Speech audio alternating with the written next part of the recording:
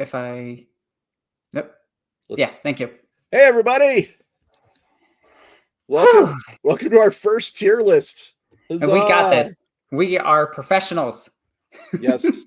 And I am wearing my Deathwatch shirt and my Dark Angels hat, two organizations that are extremely friendly towards Xenos and the Imperium. Of course, I'm being facetious right now. Look, we need these Xenos races here so that we can, have something to kill. So my name's Ross Watson. This is my co-host, Northern Queen Alexis. Hello. And we're here to talk to you about Lorebeards 40k. This is our bonus episode on Xenos species. But before we begin, we should say that in the grim darkness of the far future, there is only lore. Oh, I love that line so much. Yeah, I know, it's so good. I really got to credit the person who wrote it as the original comment on our first episode. I saw that. We stole it. Yes. Great. So we already have a comment that I think is important, so I'll put that up there. Howdy, folks. Can hear fine. Thank you. Thank you. It's important for us to check that we are being heard. Well, yeah, that is important. That is important. So Ross, how has your week been? Well, it's been a little crazy. We did Thanksgiving, and now it's just snowing a ton outside my window. I don't know if it's snowing where you are. Well, in the land of ice and fire, there is always snow. It's where the hot springs flow, is what I'm told. Yep. Hammer of the gods. Anyway, so yes, welcome. We're here to talk about 40k species and put them on a ranking of how good they are, how cool they are, how interesting they are. How relevant they are. Yeah, we're going to be using a lot of criteria today. Like Alexis, she insisted that we use tabletop presence as one of our ratings, right? That's because let's talk about that a little bit. Why is tabletop presence a criteria? So the reason that I say tabletop presence is a criteria is because if it doesn't have a miniature, Games Workshop doesn't really love it that much. So I feel like with all the new miniatures that got a reveal and got new miniatures and like the brand new Eldar, all the new Kindred and everything, we're going to start seeing more and more books pop up about them, and they're going to become more relevant in the lore. But if they have no relevance on the tabletop, GW tends to just drift away from them a little bit. Looking at the Eldar for that. Well, that's a good point. Although I want to be clear, on today's show, we are going to be talking about 4 different versions of space elves. So yeah, there's 4 different elves. There's the Tau, the Orks, the Tyranids, the Leagues of Votannians, the Necrons, the Kroot, and the Genestealer Cults. And the Tyranids. Wait, I did say Tyranids. Okay, well, it's worth mentioning twice. They're here to eat everyone. Yeah. Which no Exodites. That's why I say that tabletop presence is important. If Exodites don't have a book. If they don't have an army list, we're not talking about them. Not for today. In the future, we may do a minor Xenos race tier list because, frankly, I see a lot of comments about the Crave. I see comments about the Exodites. So, yeah, clearly there is interest in a minor Xenos species list, but we're focusing on the ones that have army lists and people have played, because those are the ones that have the most lore, and it frankly gives us the most meat to chew on for talking about how cool they are or how bad they are. So why don't we bring up the tier maker and pick our first faction to discuss? Alrighty, so look at this. I learned how to do this in less than 5 minutes. So how do we want to start this? Do we want to start with all 4 Eldar, or do we want to go backwards? Do we want to start with Genestealer Cults? You know what? Ladies' choice. Oh, then I'm going with my Gene Team. Gene Team 6, the Genestealer Cult. My absolute favorite little cowboy kind of dude, terrorist organization, freedom fighters, whatever you want to call them, whatever GW feels like they are at the time. This army is so trippy and so bizarre, and I feel like GW doesn't properly have an idea of what they want them to be, where they're like infiltrating bugs that make a religious cult that slowly take over a planet, or they're desperado cowboys for some reason. Well, they used to be in their original format. They were more like the mafia. They drove around in a limo. And they were all about being like underground, underworldly. And I remember at one point, yes, Genestealers are different than Neds. I see a comment. I just need to bring that up really quick. Yes, they are. They have a separate army list. They are related very closely, but they are not the same. Just so it's relevant, I'm putting them at the B tier right now, just so people know which one we're talking about. Right. So Genestealer Cults, I remember Alan Merritt, who was the head of IP for Games Workshop until 2010, until about 2014, 2015. So it was a long time. And I remember him saying to me that he would never allow a whole army of Genestealer Cults because he didn't like them. He didn't like the fact they drove around in a limo. So the fact that they're around at all is kind of awesome. I love the fact that the new regime, the Roundtree era of Games Workshop, has decided to kind of open the vaults, and they're allowing all kinds of stuff that had never been seen before, like the Skitarii, like the Leaks of Votann, and the Genestealer Cults. You can even play an Arbite army. I have a whole army list for right. It's not great, but it's not bad if you have the time and money for it. It's just a very expensive army. But I do want to talk about the Genestealer Cult from a tabletop perspective for just a minute. The Genestealer Cult is hands down the hardest army in 40k to play.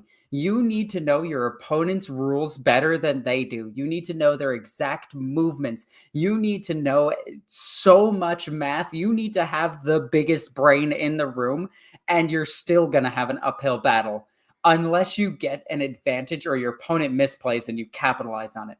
Genestealers are an incredibly fun army. I have a whole bunch of them. I think I have like close to 5,000 points of Genestealers. I absolutely love this army. And they have a special place in my heart because I love the idea that there was a book with Deathwatch and Genestealer Cult where the Genestealer Cult patriarch was actually trying to hit on the Deathwatch commander and using mind control on them to get them to just go away. So Genestealer Cults, I think they're unquestionably cool. However, in my opinion, I think that some things hold them back. They are just kind of another version of Imperium guys to fight, because they do use generally, they use stubber weapons, and they use weapons like the Imperial Guard does a lot, and they have access to, at least way back in the day, again, historically, Genestealer Cults actually fielded Leman Russ tanks and other Imperial vehicles in their armies. Not anymore. Current edition, they have an entire detachment that lets you take anything from the guard. So there you go. So they are kind of like fighting the Astra Militarum, but slightly different. They do have their own vehicles, and they do have some like cool psychic abilities and things like that. Mm-hmm.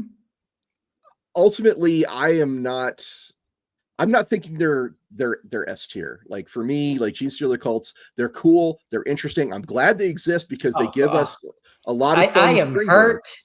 This is Gene Team 6. Like, these are the dudes. They are cowboys. What's not to love? Narratively speaking, they're really interesting. Like, maybe not fighting them on tabletop, but narratively, they're awesome. One of Caiaphas Cain's most common enemies are the Genestealer Cults. They pop up in a lot of different books. I think it's the only time we actually see Caiaphas Cain just shoot two people in the head that are defenseless, is because they're infected by Genestealers. He does do that. Yes, it's one of the few times he executes people. Is what the Genestealer Cult. So the narrative aspect, I think, drives him back up. I think the tabletop play for them. So there is a funny story with Genestealers and me. Every time I get hyped up to play Genestealers, within a week, GW nerfs them every time. So for me, I put them high B tier. High B. I'm not gonna fight that right now. I may come around like when we have other things to compare them to. I will say I think B is probably the highest I would put them, personally. Oh. So that's where I'm at on the Genestealer Cults. Why don't I make a poll and see what the audience believes about Genestealer Cults? Because I know how to do that now. I'm really kind of awesome. Yeah, we got this. We are professionals. Put it to a vote.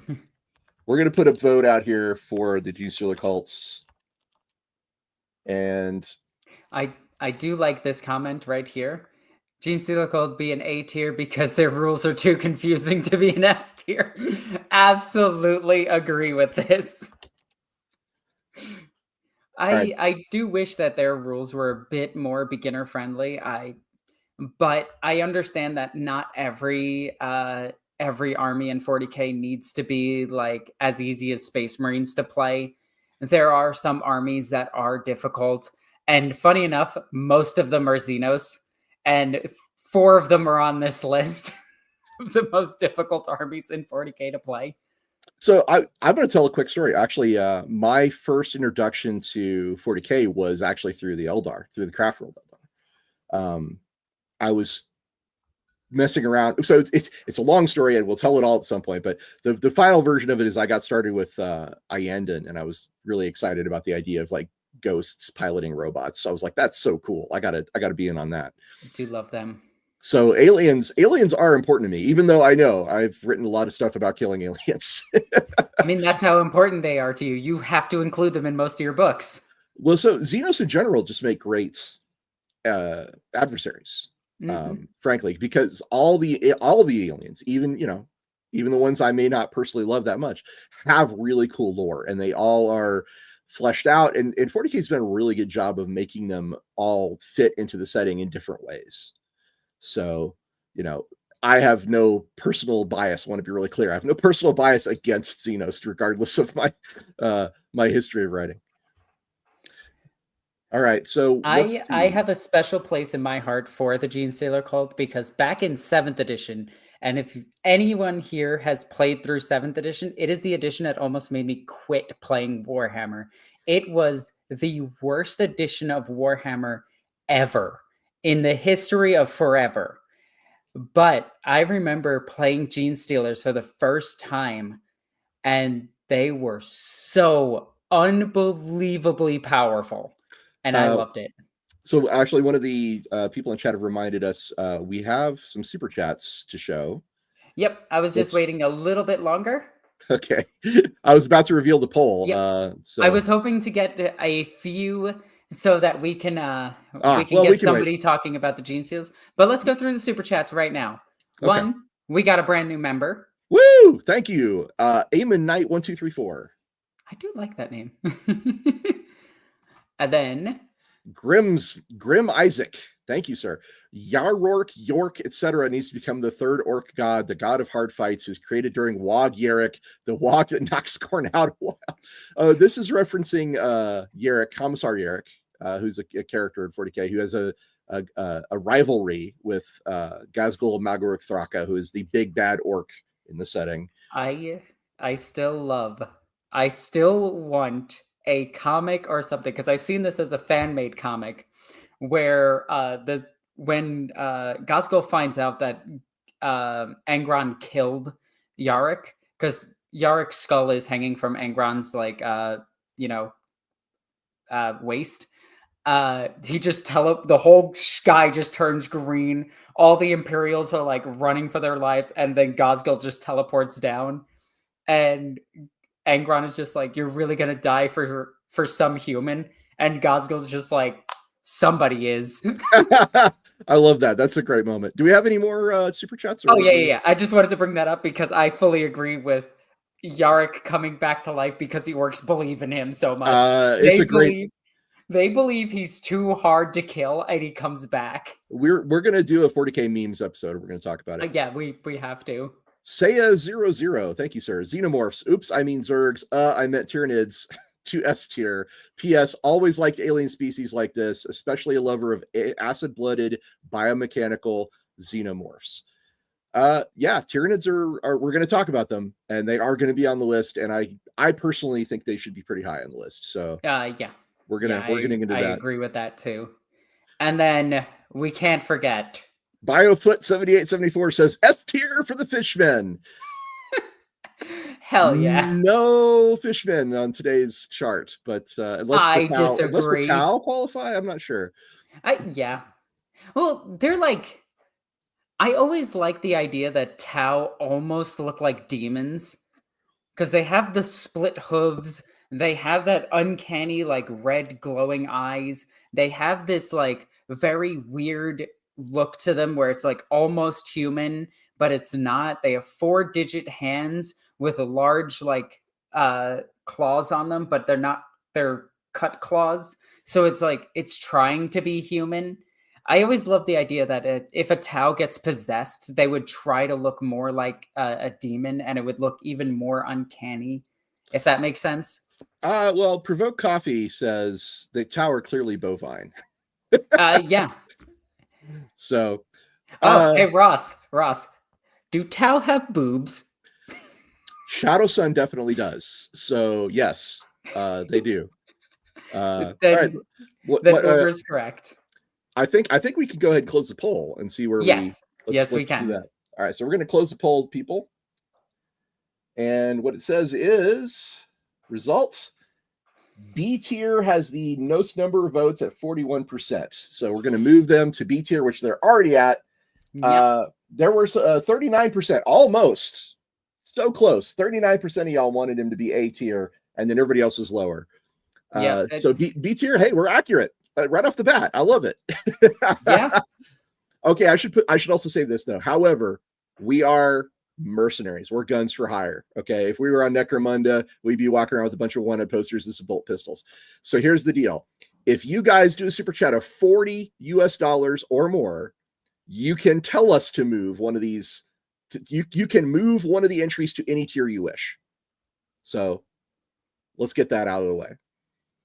All right, now. What's the next one? Go ahead. Is hands down my personal favorite rogue trader companion, the Kroot. Kroot. I absolutely love the Kroot with all of my heart. They are the best. Grek in the books is amazing. I absolutely love everything about the Kroot. I love their weaponry. I love that they have this hyper advanced civilization that acts more like the Predator from the Predator movies, where it's like, well, we have all this advanced technology. We can travel around the universe, but we want to hunt. We want to kill. We want to get stronger and better.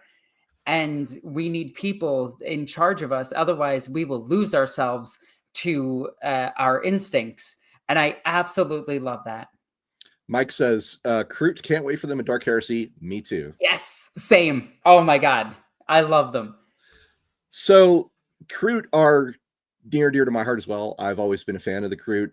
I was actually working at Games Workshop when the first Kroot army list was released. And I was pretty interested in, of course, there's that super famous or infamous grand tournament win that a guy did with the Kroot army.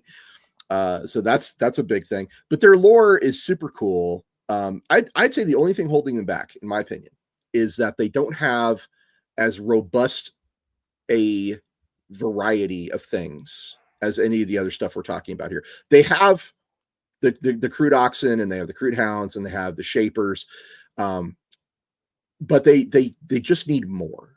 You know, I feel like have the rampagers, the hunters, all of their new creatures, brand new. Like their whole range is beautiful, and weirdly enough, it's very competitive. The rampager unit is so powerful. It is so crazy good. I love the Rampager miniature, and I love people who take their Tau army and are just like, yeah, this is my battle suit. And it's just the old Forge World Kroot riders that are the dinosaur looking ones, and they just hang the weapons off the side of them, of the Tau battlesuit, and they're like, yeah, that's my battlesuit unit. My Riptide is actually just a bunch of Kroot that have jury rigged the Riptide to work again. Yeah. And I love it because the Kroot aren't this like dumb alien race. They're so intelligent, and they can like eat things to learn everything about like their environment. They're expert trackers and hunters. They're basically the predator if the predator was a bird instead of whatever the predator is supposed to be. A Yautja. So Mike says they're the only Tau auxiliary that could splinter off and be their own faction altogether, which I think is a very interesting point. Yes, they can. So yeah, I'm going to say this. I think Kroot are A tier. Controversial opinion. Okay. Kroot are S tier. Ooh, okay. Bold statements. Bold statement. The reason for it is they have a presence on the tabletop that is not matched by any other ally in the entire game. Imperial agents are not even close to as good as the Kroot. Counterpoint. I have a counterpoint though. Yep. They're not as relevant. I would agree with that compared to the agents, but when it comes to the tabletop, I would say the Kroot are more relevant because they're in more Tau armies. And I've only seen, there's one Tau player in my locals that doesn't play them. In every tournament list, you see at least some Kroot. Well, I mean, I do love them, and it's hard for me to argue against it. I just like from a narrative standpoint, from like their role in the lore, they are only slightly more relevant than the Crave or the Thrall. They're just an also seen army that comes along with the Tau. They're not out there being movers and shakers in their own right. They're not out there. Yes, they do live in a big space ball. Provoke Coffee. I don't know, that is enough they live in a giant hamster ball in space. That's true. It's pretty good. It's pretty good. I'm gonna say I think A, but I'm willing to go to S if that's what you think. All right, so that means it's up to the audience to decide. All right, let me put up a poll for the Kroot. I love me some Kroot. I want them to get even more stuff. Like they are just so cool. All their new shapers look amazing. The Games Day miniature that's coming out for them looks amazing. I want more Kroot. Like I don't want a Tau army. I want a Kroot army. It's one of the weirdly, it's one of the few races, one of the few armies in 40k I don't own. The poll is live, everybody. Vote on the Kroot. And while that's happening, let's get some super chats. So no HRUD today then. Ben Fisher 961 says, unfortunately, sir, we are covering the ones with army lists. They simply moved on and have already devastated this planet. HRUD are so we plan to do a video on what is canon for 40k. And HRUD are deeply in danger of not being canon. And we'll talk about why that is and how that happened. But there's a lot of behind the scenes stuff about why HRUD were prominent and then were no longer prominent. But we'll talk about them because they're interesting and their technology is like weirdly time based, which is kind of wild. Yeah, it's kind of freaky. They hit people and super age them. Ricky Chapman 3377. We've seen you multiple times, sir. Thank you so much for being helping us out. We would love some more minor Xenos. Make a codex like Imperial agents, but just Xenos mercenaries. Yes. All the minor Xenos cadet squads. God, would that be awesome? I don't want them to be an agent book. I want them to be in Kill Team. Kill Team would be good. Kill Team would be good. But I also like this because this is basically Dogs of War, but for 40k. Mm-hmm. And God, they need that. Like, I would just be over the moon if I could have a mercenary book. Like, I've hired a band of Blood Axe Orks, which Orks used to be mercenaries in the old war. Or I've hired Slith. I've got a squad of Slith that I've hired to join my Leagues of Votann army. You know, here's my squad of Ambles. Oh, well, you can't really hire them. You'd have to have like No, you unleash them. Yeah, you'd have to have like a handler with a shock prod or something like that. Exactly. But this is a great idea. Super Orlock. Hi, sir. Thank you very much. Oh God, my terrible biases. I want most of these to be at high tiers. I feel you. I feel you. I had to really with the Kroot. I'm like, I like these guys so much. How can I say anything bad about them? But frankly, analysis is part of our job as Lorebeards. Yeah, it is. So. Kroot. Oh, shall we end that poll and see where we're at? Yes, let's see where we're at. And remember, everyone, if you do want to switch these up, you can. I already forgot what we had to say for that, but Ross has a brain. It's a $40 super chat. Well, you can move that if you give us a $40 super chat or more. You can move that one unit anywhere you want on the list of tiers. So I'm going to end the poll for the Kroots. And the answer is S tier. 44% said Hell S tier. Yes. I knew chat wouldn't let me down. I love all of you. You knew in your heart of heart that we are Kroot. Now, to be clear, A tier had him at 38%. So there was definitely some like there was some misgivings about them. That was anti-Kroot slander. very few people wanted him in C&D, so there's that. But hey, that's we're jumping to Necrons, are we? Okay. Necrons, funny enough, are an army that has been retconned more than any other army in all of Warhammer. They went from chaos androids to Terminator to mindless robots to slaves to enslaving their gods to gay robots in space. It's been a hell of a journey. They have been retconned. Every edition retcons Necrons. It is a tradition at this point. I agree. They have changed the most out of all of the possibly with the exception of Leagues of Votann. But they've changed them. I would argue they've changed more than the Leagues of Votann. I would say they changed more because they changed so many times. They were always in the editions, where Leagues of Votann were like, hey, here's the Leagues, they're dead. Okay, they're back. Well, we're going to get into that. And to be clear, we're going to do like a whole video on each one of these species. This is not the only time we're going to discuss them. And actually, if you guys want, like, I would really love it if you came back to watch the episode where we do the full species as an episode and remind us, hey, you rated these guys on the tier list. You gave these guys a D tier because you're jerks. Yeah. I want to talk about the Necrons just a little bit. Oh, please. I miss the Chaos Androids. I miss that completely. I don't own any Chaos Androids. Thanks to a friend, I own some second edition Necrons before they became like the Terminator Necron. They were like at that cusp of becoming Terminator Necrons.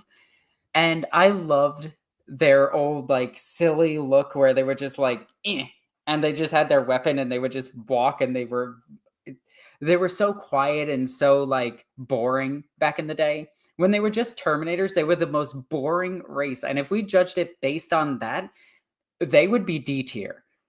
But over the years, the Necrons have become more and more interesting, in my opinion.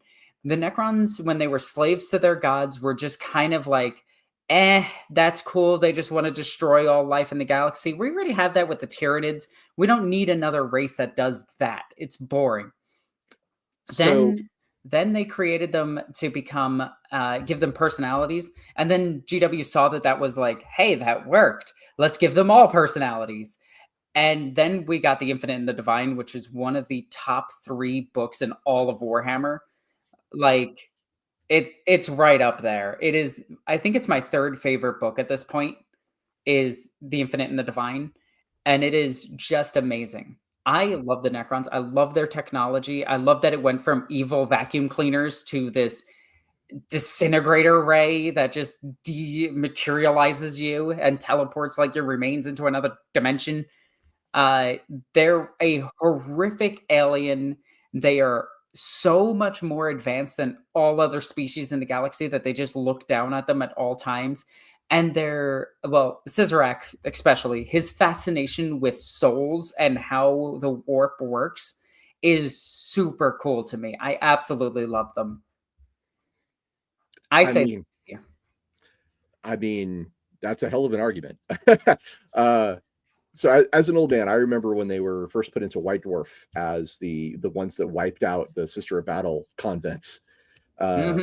And I remember the old models, and you're right. The second edition or third edition Necrons, which I think the first time they had a codex, they were boring. They were way boring. In fact, when they did Dawn of War Soulstorm, they had a single pariah that spoke, because all the Necrons didn't speak back then. And the only way you could get any kind of story or dialogue was through this one pariah. By the way, pariahs are not a thing anymore. Like, they're not sold. They're back. They're back. Okay. They are both back and not back at the same time, and I could go into that. It's very weird. I'll take your word for it. But so what I'm trying to get at is that you're right that they used to be boring, but you're also right in that they are no longer boring. Their evolution has transformed them from a force of nature type enemy to a far more interesting, complex, and sympathetic antagonist. I think one of my favorite lines of dialogue about the Necrons, it actually does come from Infinite and Divine. I'm not going to quote it perfectly because, duh, I don't have the quote in front of me. But it was Orkin and Trazeen talking at a play, and they were watching humans, and the Orkin was just like, "This is stupid. They're all dumb," and he's just like, "They fell like we fell, but they didn't give up their souls like we did." And it's this moment where you can see that Trazeen actually cares about another race, and it's like, I love that in him, where he's just like, he's sympathetic towards the other alien races, but he still views himself as way above them, where it's like your friend's kid, where you're just like, oh yeah, you're cute. I really like kids. That one's okay. So I'm going to say, on the good side, they have evolved. They have great characters. They have a really expansive army list, and narratively, they're quite important. They play big roles. Like, Necrons show up when shit gets real, right? I remember fifth and sixth edition. I think it was fifth, when the Silent King was first brought in and had made a treaty with Dante to fight together. That was me going, oh, well, that's really interesting. So that's the first time I kind of saw that ramp up of the narrative, of the story, of the lore of the Necrons being really fascinating. And then by the time we get to Infinite Divine, we have these characters that you're like, they're going to live forever, as Trazyn captures somebody, puts him in his collection or whatever. Is he the collector? Am I correct? Trazyn? He is the collector. Yeah. So I think it might be our first S tier. I also like that the Necrons, they're no longer just this unified enemy. They are now just several empires that all believe that they should be in charge. And they have diseases and everything that are affecting their minds and bodies. They have the Flayer and Destroyer virus. They have all of these things that are actively killing them at the same time. And I love the idea that the Silent King wants to protect humanity because he wants to use them to soul transfer them back into living beings. And it's just also from a tabletop perspective, Necrons have always been there. They have, aside from first and second, but that's not when Warhammer was really a tabletop war game. That's more when Warhammer was a tabletop skirmish game and then an RPG. Fighting words. Well, Rogue Trader is definitely an RPG. Second edition is a skirmish game because the average points for second edition were 1,500. Then once you started getting to 2000 being it was 1850 being the normal up until 5th edition, then 6th edition was 2000. But once we got up to a more standardized game, Necrons have always been there. They were overpowered in some editions, they were underpowered in others, but they always were relevant. I would love to revisit what you said there, because I think you made some really good points. But I'd love to revisit that when we do like the history of 40k. Oh yeah, yeah. Because that's fascinating, and I hadn't thought of it that way. But let's move the Necrons up to S tier, and I'll start the poll. Oh, I like how you just assume that I think they're S tier. Well, where do you think they live? High A tier. As cool as they are, the constant retcons is what's driving it down for me. Okay, I'll agree to that. High A tier. I'll agree to high A tier. I think they're top of A. No, but let's see what chat has to think about this. Yeah, for sure. I certainly don't think they're a D tier. Let's put it that way. It's going to be hard for us to actually put anything in C tier. Sorry, I screwed up poll up. I'm going to start it over again. Sorry, guys. How dare you? We're supposed to be professionals. That's it. Out of the Narlock.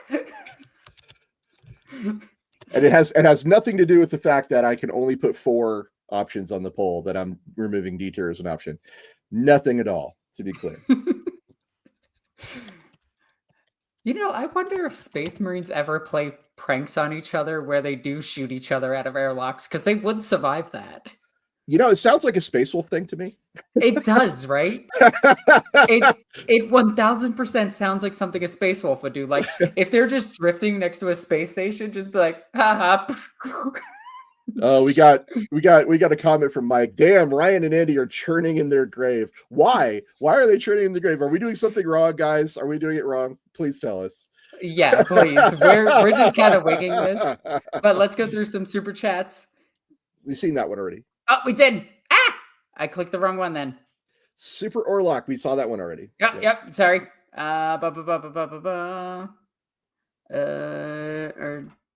Did we see this one? This is new. Ricky Chapman, 3377. In our tabletop role-playing game campaign, there's a Kroot NPC nicknamed Beak. He saved us from an Eversor assassin. We love our bird buddy. Woo! I love Kroot in the role-play game. Love them. I actually played a Kroot for a while in a rotating game. So much fun. My Kroot was named Wee. Ooh, that's so cool. Brock 6000, thank you, sir. Necrons always make me think of that one shot from the original Terminator, just an unstoppable skeletal robot with glowing eyes and a huge laser gun. Terminator is the central block. Like, if you want to talk about the foundations of Necrons, they're clearly, obviously built on Terminator. Yeah. I do like that they tried to like hide it by being like chaos androids. They didn't hide it in 3rd edition because the rule for I'll be back was the will be back rule, you know. And I was like, well, clearly it's true. I mean, that's that's not disguised in the least. The Singemeister, interesting question. Can only Exarchs be sacrificed as young princes to awaken an avatar of Cain, or could it be done by the right Druchi and Hrathe or Exodite?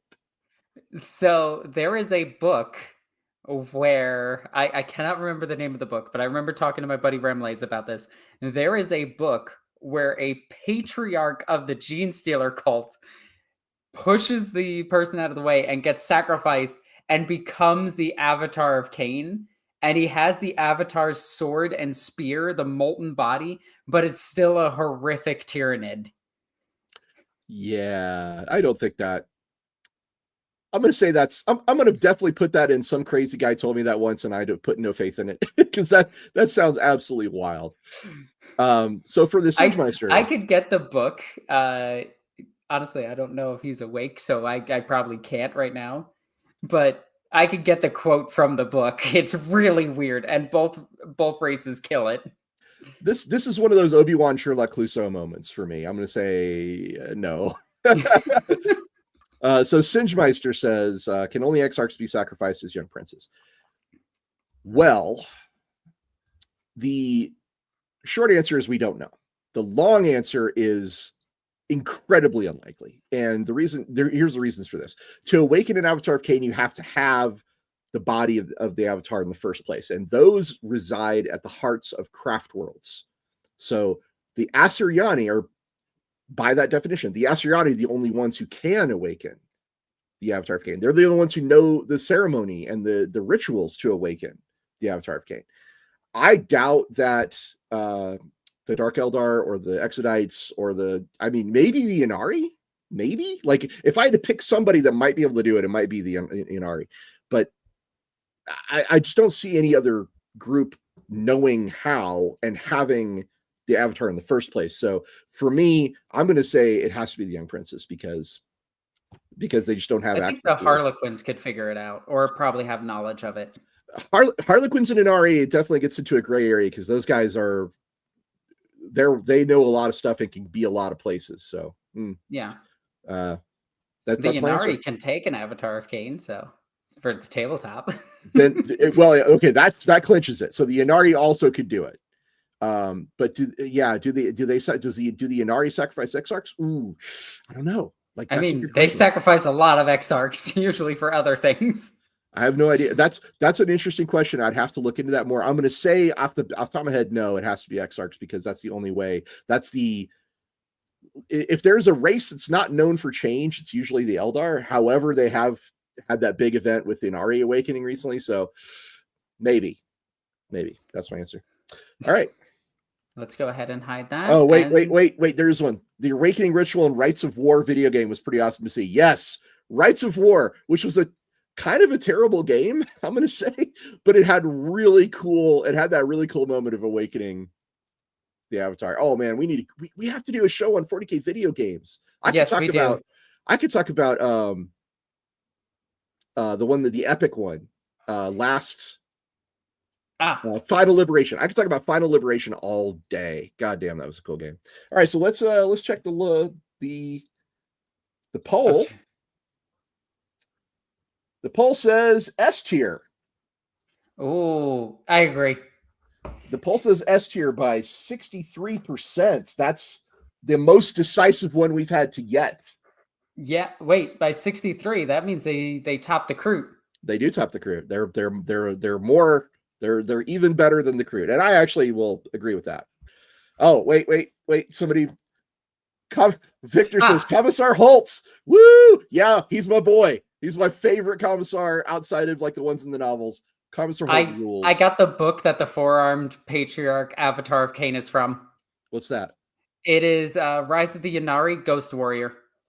It is on page 215. Okay, all right.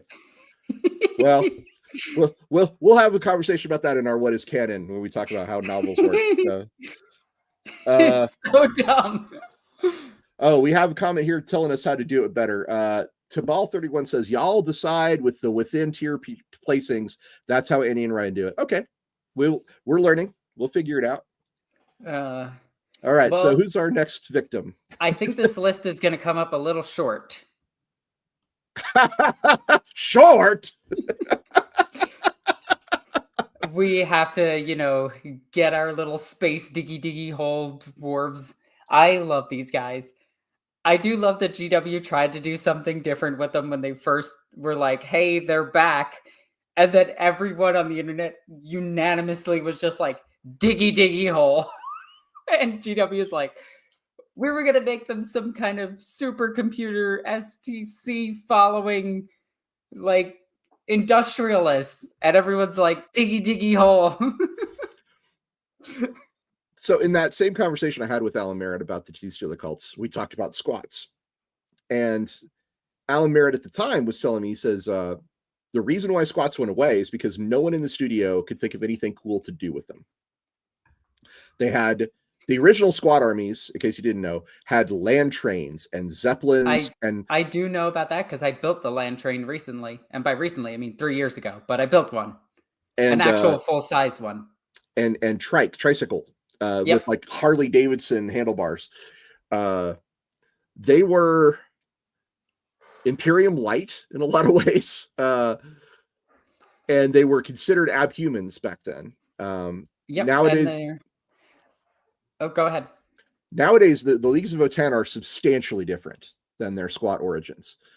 They are a far more fleshed out species. I would say they're not. The lore on the squats was this big compared to. Yeah, but now it's this much. This big. They have one book. It's a whole book. Oh my god, that's amazing. The amount, again, they have novels about them now.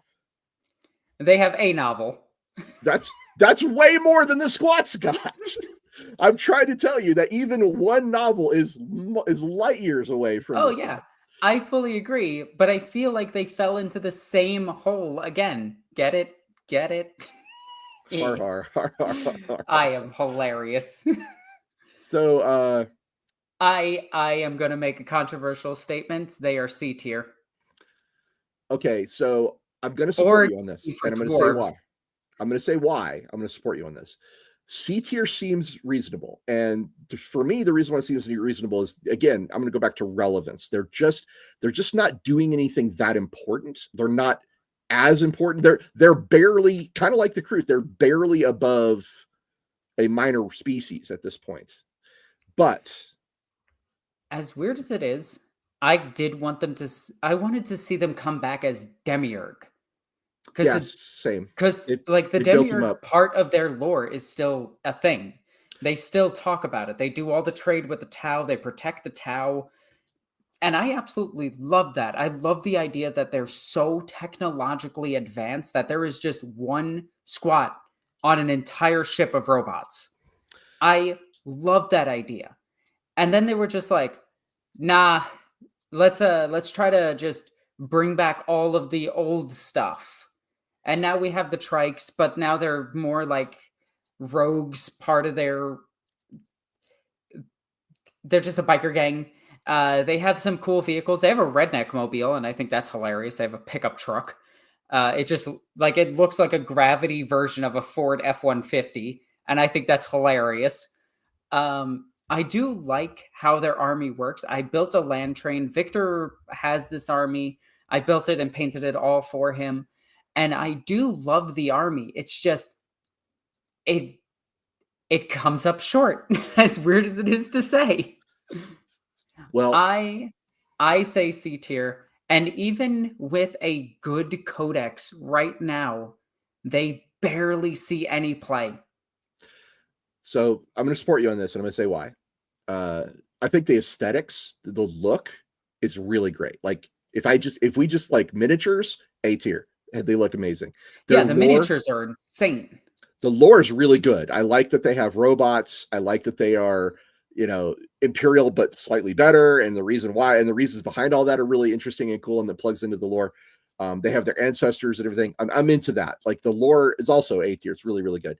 But it's just not enough of it. Biofoot 7874 says that's a grudge. There's just not enough of it. Like the flavor of Dwarfs and Warhammer Fantasy is huge. Like they just so much lore and so much flavor. Yep.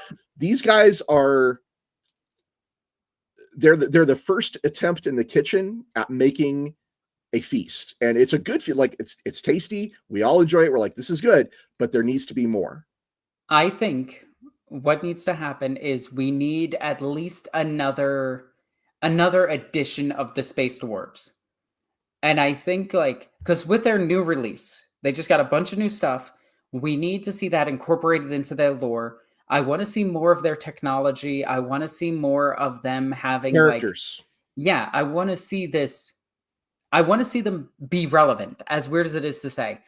Because right now, they have technology that mines entire planets. We know that the Imperium does too. It's just in the background at all times. Like if you play Battlefleet Gothic, you can actually see all of their space mining stuff. It's really cool.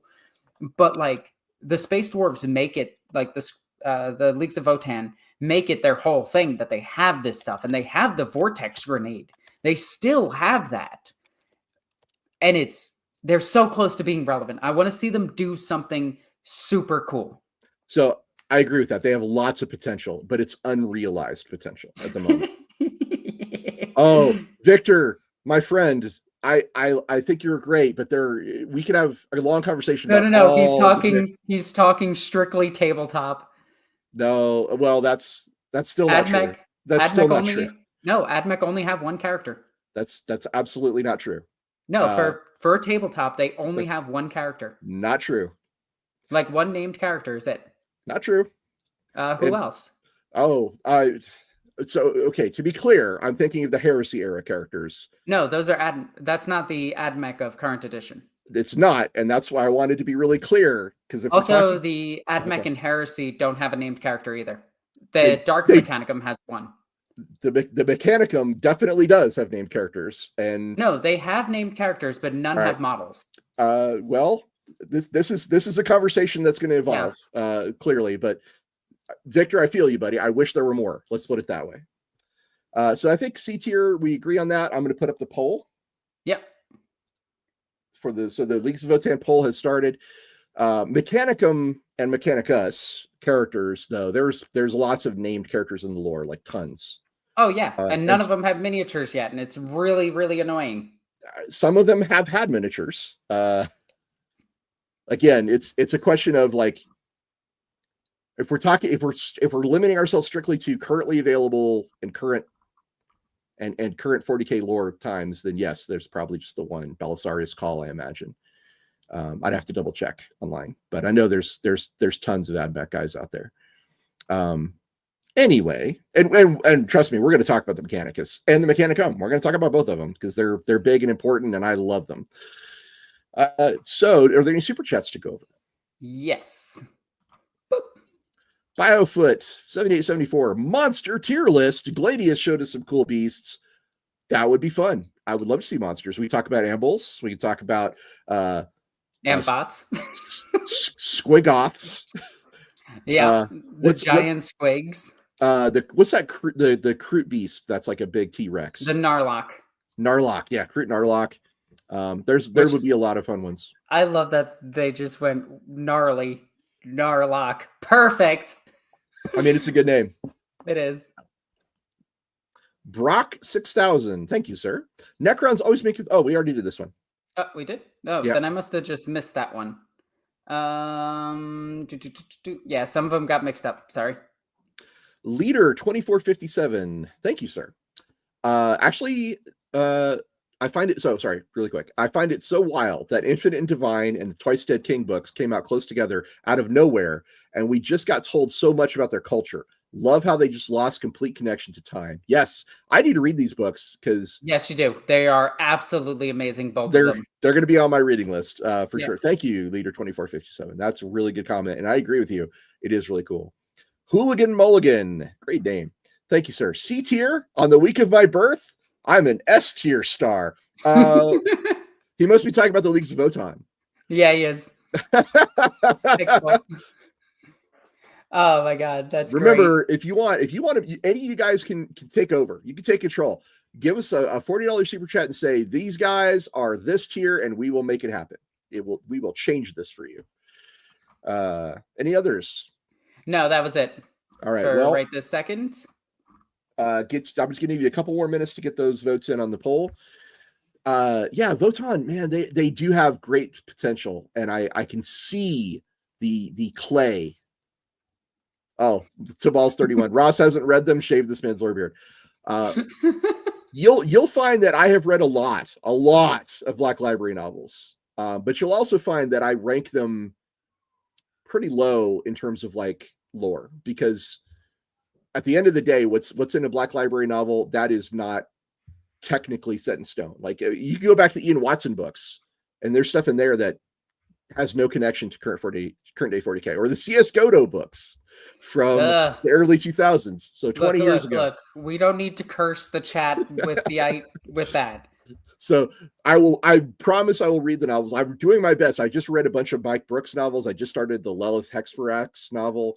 I'm trying. There's a lot of novels, guys. It's insane how many Black Library books there are, as opposed to like, back in the 90s when it was just Gaunt's Ghosts and Ian Watson's. When it was 5 dudes writing a lore. Yeah, it was a long time ago, y'all. I've been around a while. Okay, let's close that poll. Let's see where we're at. So, chat says B tier for the Leagues of Votann. B tier, really? It's a really close tie. 32% said B tier, 30% said C tier. So we were right on the edge there. I think it's B for bigger holes. and there was a good amount of D and A as well. But B Everyone tier, loves dwarves, yeah. I mean, it's hard. Let me actually bring that one up.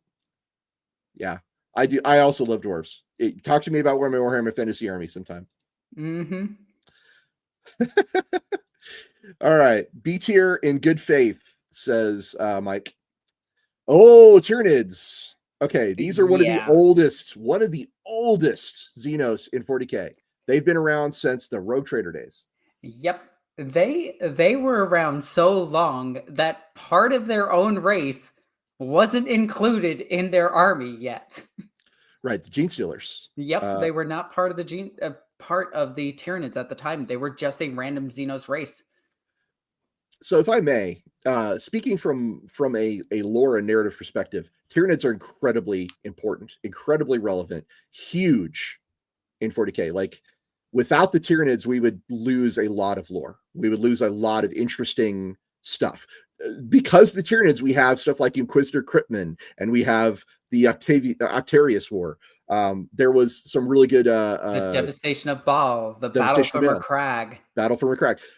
Huge conflicts involving the Tyranids, but also Forge World did these really good books about experimenting on Tyranids. I forget what they were called, but they're excellent.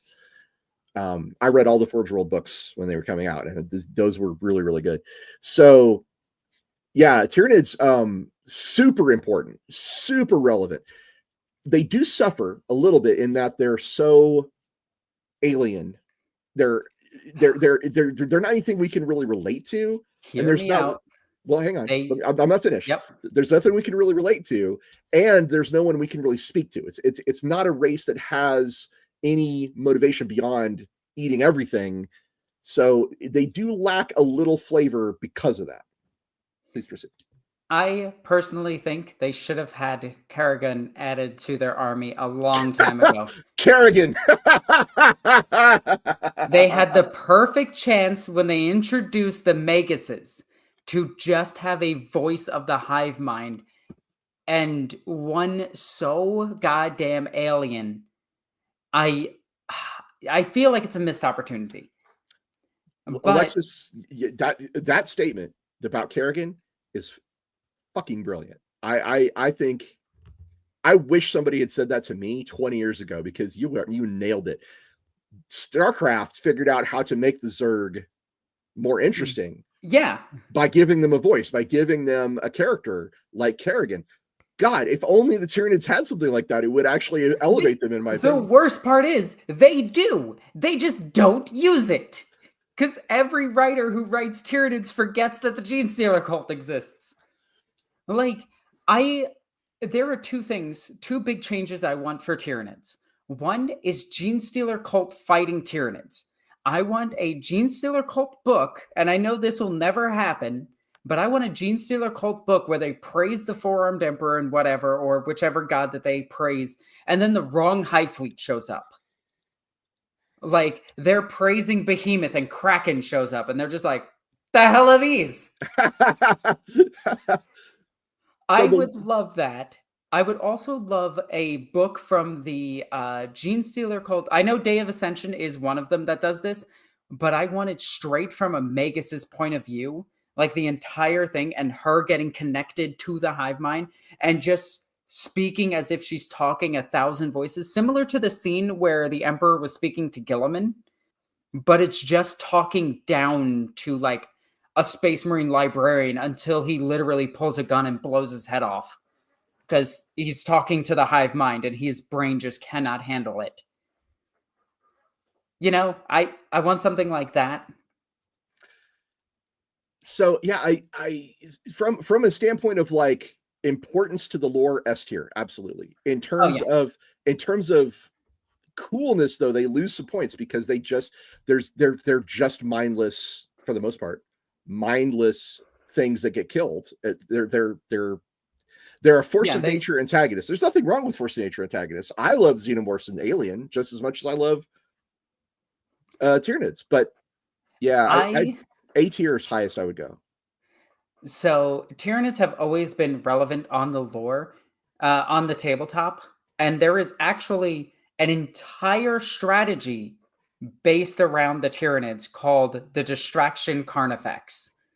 And anybody who, like, people outside of Warhammer who have never heard of it know what a Distraction Carnifex is. That's how relevant it was to the tabletop gaming space. I absolutely love Tyranids. They were the second army I really fell in love with. And I like them more now than I did back then, because back then they were just humans with 6 arms that shot guns. And now they're scary space bugs that are also velociraptors. It's like if the xenomorph like went to Jurassic Park. That's what the Tyranids are now, and I absolutely love that. Where would you put them on the list? I mean, I'm known as Norn Queen Alexis. Where do you think I'm putting them? I am putting them at S tier, but I think that they should be below Necrons, ahead of Kroot. All right, I'll go for that. I would put them probably at A, being me, like, just because I feel like that they are being held back considerably.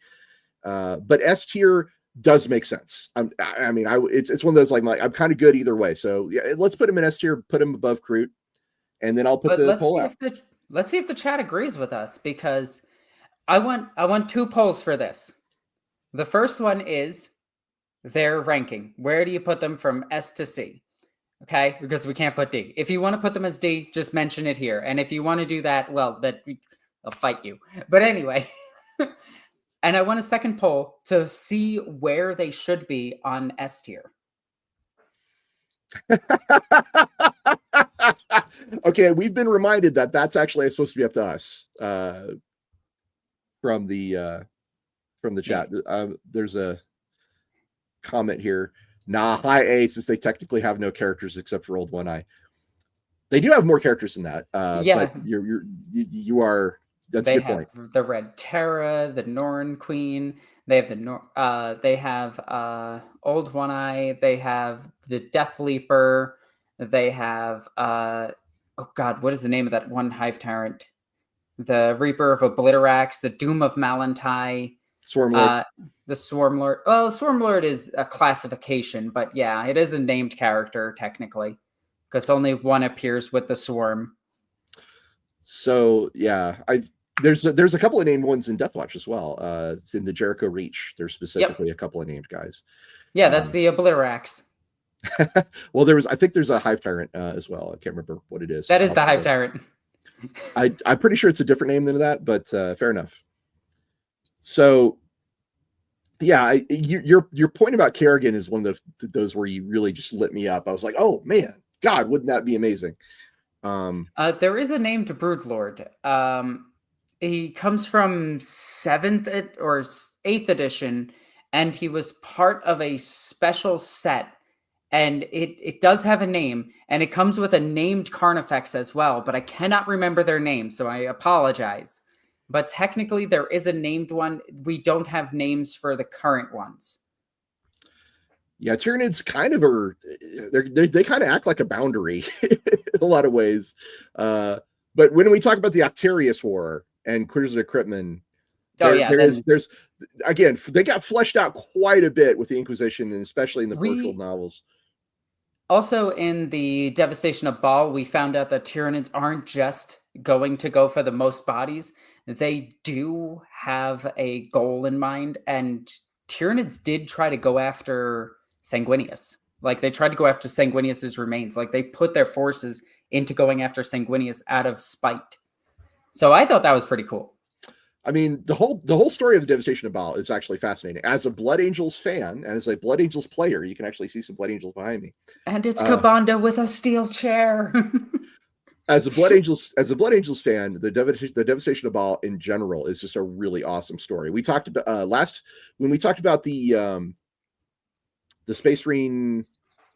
We talked about Anyway, our last stream, somebody said was talking about the what is your favorite chapter that went bad and is still like loyal, and for me it was the Knights of Blood, and the Knights of Blood have a big role to play. Well, for them, it's a big role. I wouldn't say it's a big role overall, but they have a role to play in the Devastation of Baal that I really loved. So, all right, let's go check that poll. I'm going to close it here in hang on. There is a super chat. Oh, let's do that. So let's see. Okay, we can go right from here. Gary Garrionson, thank you, sir. I love seeing these names come up again and again. It means Yeah, we have a good, we have actually an awesome fan base, and I'm a big fan. What is your favorite novel for each race, especially Tau? Oh, jeez. GSC. What's GSC? Genestealer Cults. Okay, well, there's only one novel for Genestealer Cults, so it's there's multiple now. Is there? Really? Yeah. Oh, okay. Yep. Huh. All right. I'm not especially aware of all the novels for all the races, to be clear. For Tau, for me, it's probably the Monka book. I can't remember the full name, but I know it has Monka in its name. That was a pretty decent read. For Genestealer Cult, it's Day of Ascension. Like, it's hands down Day of Ascension. That book is amazing. There's only one Leagues of Votann book. So far, yeah. And it's got to be Infinite and Divine for Necrons. Yep. There's no novels that are just Kroot, although Kroot do pop up in several of the Caiaphas Cain books. I would give it to the for the Kroot, I would give it to the what is the rogue trader's name? He wrote Xenology, like in world wrote Xenology. I can't remember his name right now. Okay, Xenology is not a novel. No. Clear. In the lore itself, in the book, he wrote Xenology for Inquisitors. I can't remember his name. Okay. God, I can't remember his name. Janice Drake. Thank you, Victor. Okay. Well, that's all I can actually do. The Tyranids don't have a novel because they can't be the main character. For Eldar, it's Path of the Banshee. I absolutely love that one. For the Ynnari, it's Hand of Darkness, or yeah, I think it's Hand of Darkness stars them, or it's the mirrored one. I can't remember. I don't think there's a Harlequin book, but there might be. No, there's Path of the Harlequin. Yeah, Gav Thorpe wrote a bunch of Eldar books, and they're all really good. Yeah, for Drukhari, it's Path of Drukhari. Lilith Hesperex is a really good book. I'm reading it right now, and I like it a lot. So yeah. For Space Marines, there's way too many. For Sisters of Battle, there's way too many, and all of the new ones contradict each other, and that annoys me. We could do a whole show on novels, yep. The best novels for each race. So yeah, I think we could stop there. There's a lot. But I have ended the poll, so if we want to learn about, hang on, we have 2 more super chats. Okay. We have one from Yoko. Hey, make Asuryani S tier. Give me Deathwing Killing Elf. I love Asuryani. We will look into that. And Super Orlok, Tyranids rants. I love the Tyranids, but I think they need a lose condition. In narratives, they just feel unsatisfying because either they win because they were always going to, or lose to plot armor. A very interesting point, sir. They in the narrative they do feel very unsatisfying. I grant you there is a technical like kill switch to the Tyranids. It's what is that one bolter round that Hellfire? Yeah, Hellfire. If they ever were to mass produce Hellfire, they could fire it at the fleets and kill them. Technically, there's a lot of dumb ways to kill the Tyranids because if you apply logic to 40k, it falls apart, but we're not going to do that. Like, oh, hey, point the Nova cannons at the spot in the galaxy you can't see, where you can see everything else around it. Yeah, that's where the Tyranids are. Hey, we got them. Well, or just use an Adeptus Mechanicus fleet to move a black hole into them. But again, that's applying logic to 40k, and that's not the point of 40k. But I do think that the Tyranids do need a kill switch. It does feel unsatisfying. Okay, so according to the poll says A tier. 47% say A tier for Tyranids. 43% said S tier. So it was very close. They're currently the highest A tier according to the chat, and I actually think that's probably where they should be, as highest A.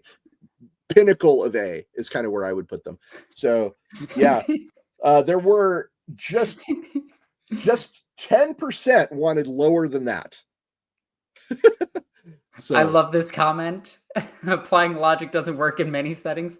Yeah, that's like, true. hey, there's a spaceship battle in Star Wars. Okay, take the smallest fighter you have and launch it at the speed of light. Blow them Yeah. all away. Yeah, the whole And you could maneuver. also do that in 40k, technically. Just, It, our ship is about to die. Psh, it would suck if we opened up a warp gate and tried to jump through it right now. someday we'll have to talk about Star Wars RPG rules and how those mess with logic too. All right, so what's the next species that we're talking about? It is the greenest, the meanest, the boys. The We're orcs. going orcs. All right. I'm gonna be honest with you. I think orcs are our top S tier. And my reasoning is they have always been the comedy relief of the setting. They have always showed the satire of the setting. They have always pointed out the logical flaws in all of Warhammer. And they can breathe in space until they can't. Well, lore has evolved for orcs too, and the most current lore. I want to be really clear about this. The most current lore for orcs is that the whole belief gestalt thing doesn't work anymore. It's just built into their genes, and the most current lore for orcs also says that they're not fungus anymore, or they don't reproduce the spores. So I'm glad they're not lore fungus is evolved balloons anymore. Well, I don't like that direction, to be clear. I liked orcs a lot more when their psychic gestalt, the belief in things made it possible. And I liked the spore stuff a lot more than they're just mysterious creations of the old ones. I think they, in the most current lore, in the 10th edition rulebook, they still do have spores. It's not their main form of reproduction. That's what I'm getting at. They're moving away. They're moving away from the spores, and they're definitely no longer technology works because they believe in it. Some of the newest novels would show that they have an innate understanding. Yes, of, they transformed the psychic gestalt to where they believed it would work and therefore it worked, into no, we just have inbuilt knowledge in our genes to be able to make technology that looks like it shouldn't work, but it works anyway because our genes tell us how to make it.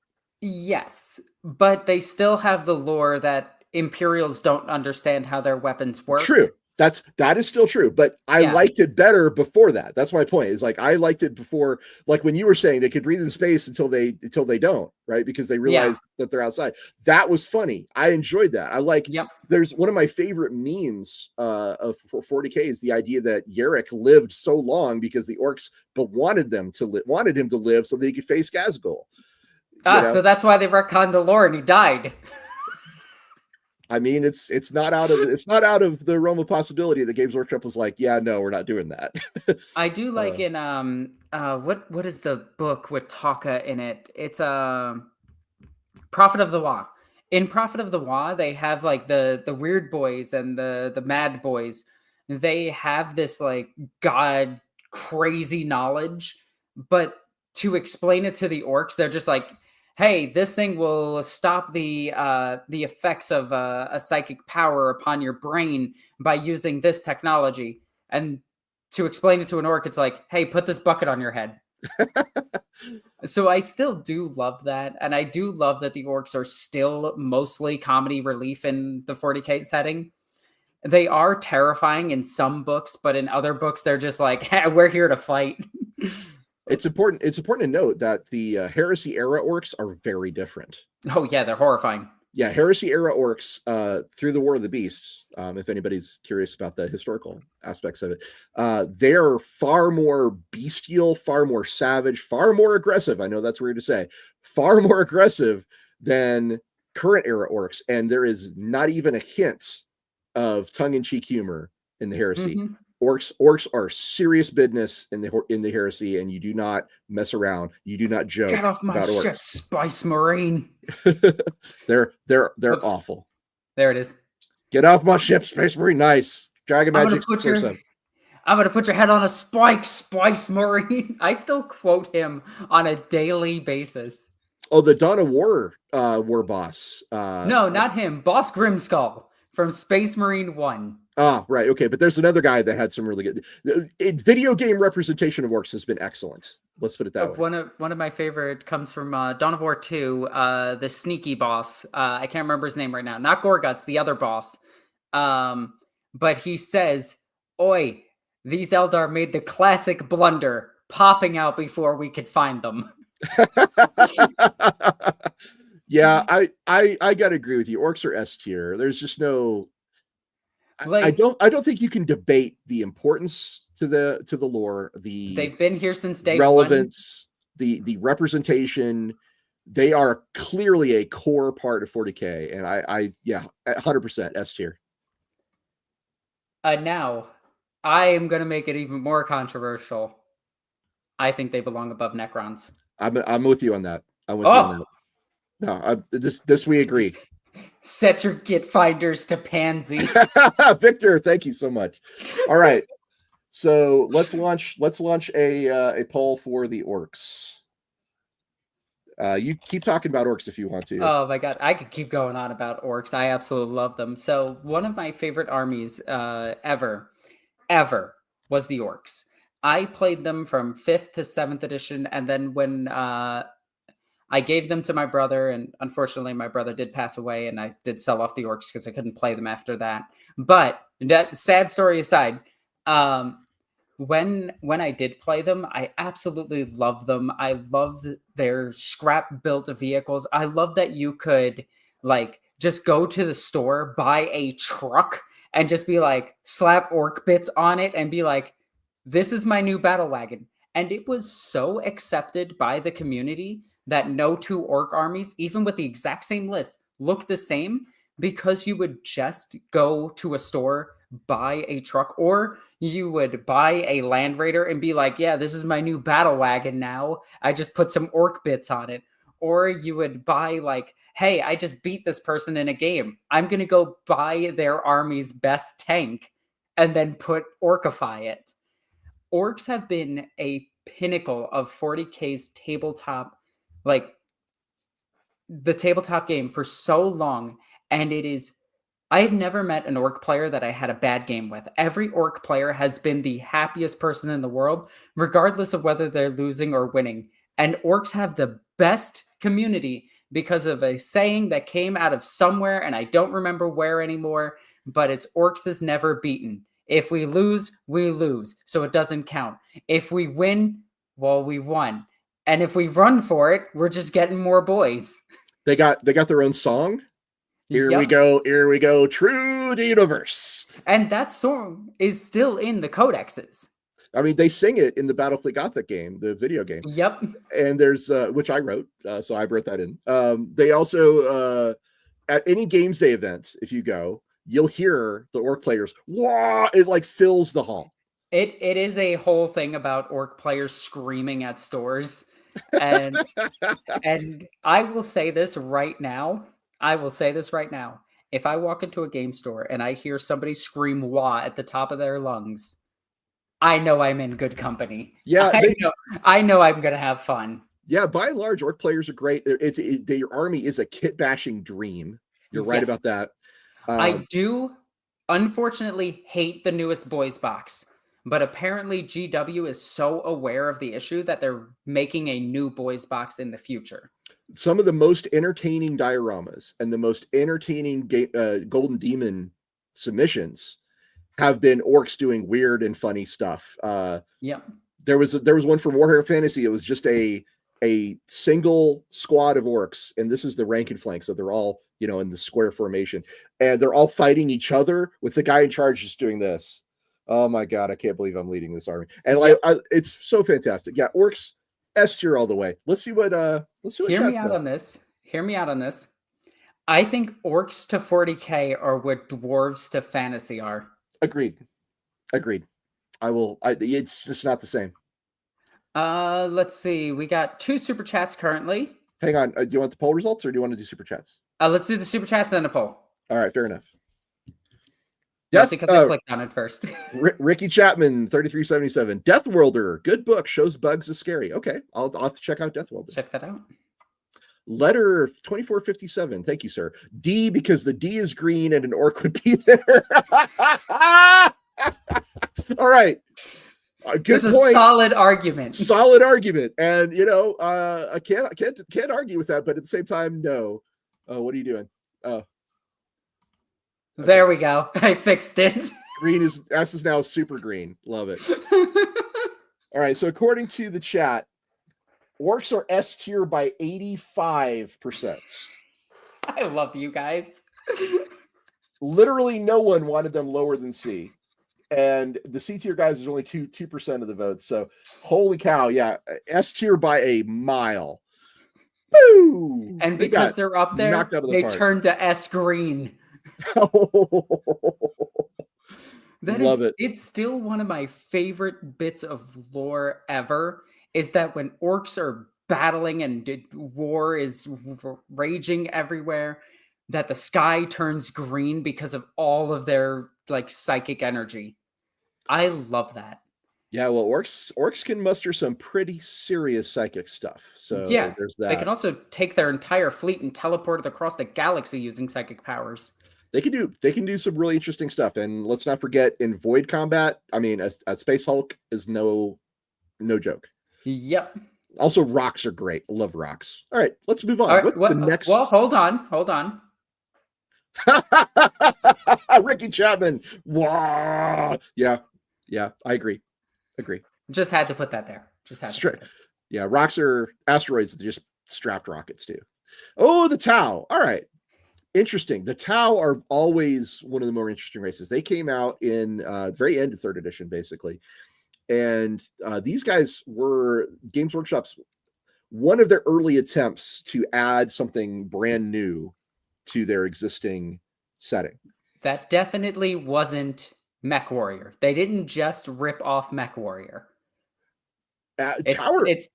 They definitely don't look identical to Mech Warrior. Tower far more anime inspired. Yeah, but their robots are very Mech Warrior meets Gundam. Gundam is a much bigger brick under their foundation than Mech Warrior is like a tiny little stone. Anime in general is a huge brick because just looking at their way their heads have the antennas, that's Bubblegum Crisis. There's a lot of Gundam in their suit designs. There's a lot of Patlabor. That, frankly, anime is where they come from. Which there's nothing wrong with that. They're also Games Workshop kind of tried to do like a bright instead of grimdark with them. They kind of started out as this almost Federation style, a collection alliance of different aliens working together. And for a while, when they first came out, the community was very confused. The community is like, are these the good guys? Have we finally found the good guys? No, nobody's a good guy. Yeah, they're very much evil. I do like that the Dawn of War games did point out like all of their hypocrisies and everything, and it was really good at that. And even at the end, in the good ending, the Tau took the human auxiliaries and sterilized all of them. Yeah. I love that kind of like, it's subtle evil. Like, we'll use our auxiliaries. We're so friendly and everything. Yeah, the humans go first. Go. Okay, they're all dead. Oh, dang it. So I do like that. So to be clear, there are very few alien species which you can actually have a conversation with.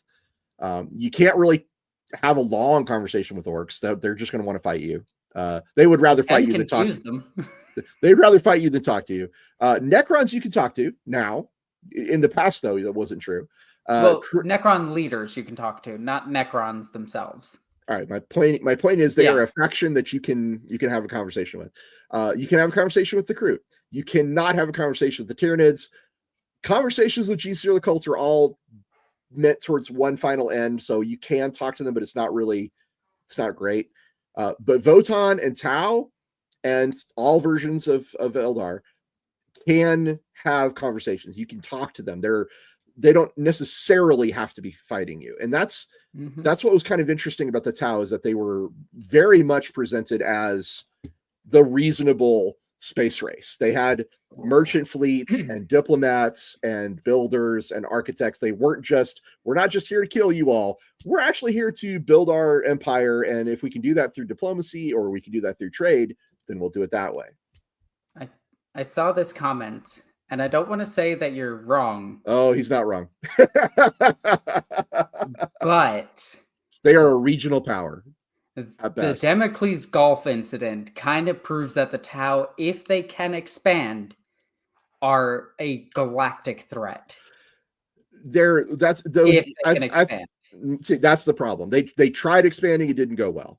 No. The Tau are in current lore. Tau are a regional power. If you're in that part of the galaxy, if you're near Ultramar, Ultima Segmentum, they're important. But outside of that segmentum, they're not. Yeah, they're irrelevant. And the only ones you see outside of that are the scattered remains of their former, fourth sphere expansion.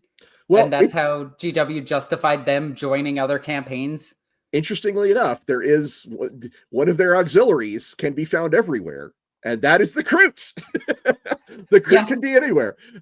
That's why in the Dark Heresy game, there's going to be Kroot, because Kroot can go outside of that region, but the Tau really can't. They're stuck. I don't want to say stuck, but they're limited. They can expand only very, very, very slowly from where they are currently. And the Damocles Gulf is one of the biggest things of the Damocles Crusade, is one of the biggest lore elements that involves the Tau. And if you look at it objectively, while the Imperium did eventually lose the Damocles Crusade, it took a shitload of effort to make them lose. Multiple chapters to take them down, and multiple chapters lost their chapter masters. So it's both a way to show how powerful the Tau are, but also they're not as strong as you might fear. I still think one of my favorite tidbits of lore is when they captured a dreadnought and then they dated it and it was older than their entire race, and they were just like, oh no. Oh no. Wait, what do you mean that they have a castle that walks? That seems incredibly irresponsible and an entire waste of resources. Oh god, that thing is huge. The Titans. One of the things that makes the Tau very relevant, though, is the fact that they are a young race with advanced technology that keeps improving. They understand technology. The Tau understand technology probably better than anybody else on this list, with the possible exceptions of the Necrons. I would argue Leagues of Votann, just because their new lore kind of says that they sell all of their crappier tech to the Tau. Okay, fair enough. So fair enough, but the Tau are the example of the young race with high tech that's just getting better. Like you want to talk about potential? The Tau have immense potential. Yes, I fully agree with that. I'm also going to say something controversial. I love the Tau. I think they fit more into the lore than the Eldar. Well, bold statement. I know. There's a lot of the setting built on the Eldar. I get that. Trust me, I get that. But I feel like the Tau are an actual sci-fi race in a fantasy setting. Like, they're the guys that are just like, well, there's a problem, let's point a gun and kill it. They have the most science fiction tropes of any of these. They are the least fantastic, I guess is the good point of putting it. They don't have a lot of space magic. They don't have a lot of weird superstition. They don't have a lot of supernatural stuff. In fact, well, them not having that superstition is what caused them to fail multiple times. It's interesting because it's a very different perspective to look at the setting through, the lens that the Tau present you with. So they're definitely interesting. They're definitely innovative. They're definitely cool. The relevance is what hurts them, because like that guy pointed out, they're just a regional power, and they're only kind of barely a full faction. Kind of like the Leagues of Votann and the Kroot all are still on their way up, right? They're not quite to the level of galactic empire. You know, the Tau are the closest ones. They're the ones that are probably going to hit that threshold at some point and be a true galactic power. Currently, they're a segmentum power at best. I think I do think one that you have to respect. Yes, I think GW missed a little bit with the Tau with the Cicatrix Maledictum, where I feel like the Tau ships, once they figured out, like, because they are testing warp technology, I feel like they should be the ones that are able to get through it. And I feel like they could have expanded that way, but that's just me. I do want to see more out of the Tau. And I do like that they got 2 new characters, and the propaganda about them is they're better than Farsight, and they were triplets, but one died. So that's really cool. But I do think Tau, I'm gonna say C tier. I love the Tau, but I honestly think they're C tier. And it's fitting because they're communists. I'm gonna agree. I'm gonna agree with Tao's. I'm gonna say they're the top of C, though. I'm gonna say they absolutely don't go any lower than C. For the points we pointed out. Also, I feel like their characters lack a little something. Like I also don't like that their characters had to gain immortality because GW moved the setting ahead by like 200 years, and they're just like, oh, they put them in storage, yeah, and we take them out when they're needed. And it's like, come on, just make it a title. And like, we get it with Farsight, where he has the demon sword / the tan blade, whichever one it is at the time of writing. I like that, where he just gains their soul and lives longer. He basically has the death note as a sword. I love that, but I feel like their other characters should just be title names. That way they can constantly change their model and be like, yeah, this is their new kit. Lord Vorn has an interesting point. He says they're not communists. That's a meme trope akin to deathcore and shovels. Oh yeah, that is absolutely true. They are not communists at all. It's just kind of communist, but not really. Yeah. They haven't seized the means of production for the workers. I always view them as more of a, like, we can get into that. That's a whole nother story, but I don't think that they're communist. I think they're more like what China is communist wise, but that's a whole discussion for another day. Do we have some super chats to read before the poll gets closed? Alrighty, let's see. I think we got that one. Did we get this one with Super Orlok? No, yes, we did. We did. Death World is a good book. I hate that this constantly just goes all the way back up every time I click over to it. Boop. Here we go. Super Orlok. The 40k community needs to make a big psyop to make Orcs psychic fungus again. I agree. We psyop the authors and the company hard enough and it will become canon. Boy, I would love that to be true, man, because those are my 2 favorite things about Orcs, is that they were fungus and they always spawned from spores. And the second thing was that their technology always worked because they believed in it. I still like the idea that they themselves are the thing powering their technology, the same way like how people believe in the machine spirit, and sometimes the machine spirit turns out to be a thing. That is, it's as far as I'm aware, like that's kind of how the Games Workshop likes to do things. They like to subtly, if they make a decision about something in lore, they kind of subtly hint at it for a while, and then it's just sort of discussed for a while, and then a new codex will come out, and then it's real. Yeah, and that's the thing. T-Ball 31, put Space Marines here so I can make them a D tier. Well, technically Space Marines are not Xenos, but I understood. There's a lot of people who are like down on Space Marines, partially because, and I think that there's so much love and interest for these Xenos races that tend to get, shall we say, overshadowed by the Space Marines. There are more Primaris lieutenants than most Xenos faction characters. That's a true fact. Oh, wow. We have our first $40 super chat. Dylan Schroeder, 985. Thank you, sir. Orcs and S plus for Cork and Mork. All right. You know what? Make a new tier. S plus. Can I? How do I do that? Go to the gear. Oh, whoops. Hang on. Okay, you gotta go to the right hand side and click the down button. Can I S plus? All right, but now we have no A tier. I'll just redo all of these because I'm doing it like this now. Oh my god! All right, well we got it. Okay, so you need to go to the gear and add go to the gear symbol on the right and, Yeah. and add a row below. That's Okay. Add a row below. And then that is now S tier. Okay. S. And then that is now A tier. Right. Now we're cooking. All right. All right, we did it. Last horse crossed the finish line with me. Dylan Schroeder, thank you, sir. Your wish has been granted. Orks are S plus. I'm not gonna argue with that, frankly. No, they were already at the top. They're already at the top of S. They're in a league of their own. Love it. But BioFoot 7874 says, when Lorebeards buys Games Workshop, what will you do first? Celebrate. I will freaking celebrate because that's amazing. So first things first, Battlefleet Gothic tabletop game back immediately. You know what? She and I are like minds. That would be the first thing I would do is say, okay, when are we making Battlefleet Gothic a new game? All right. So we've covered all the non-Eldar.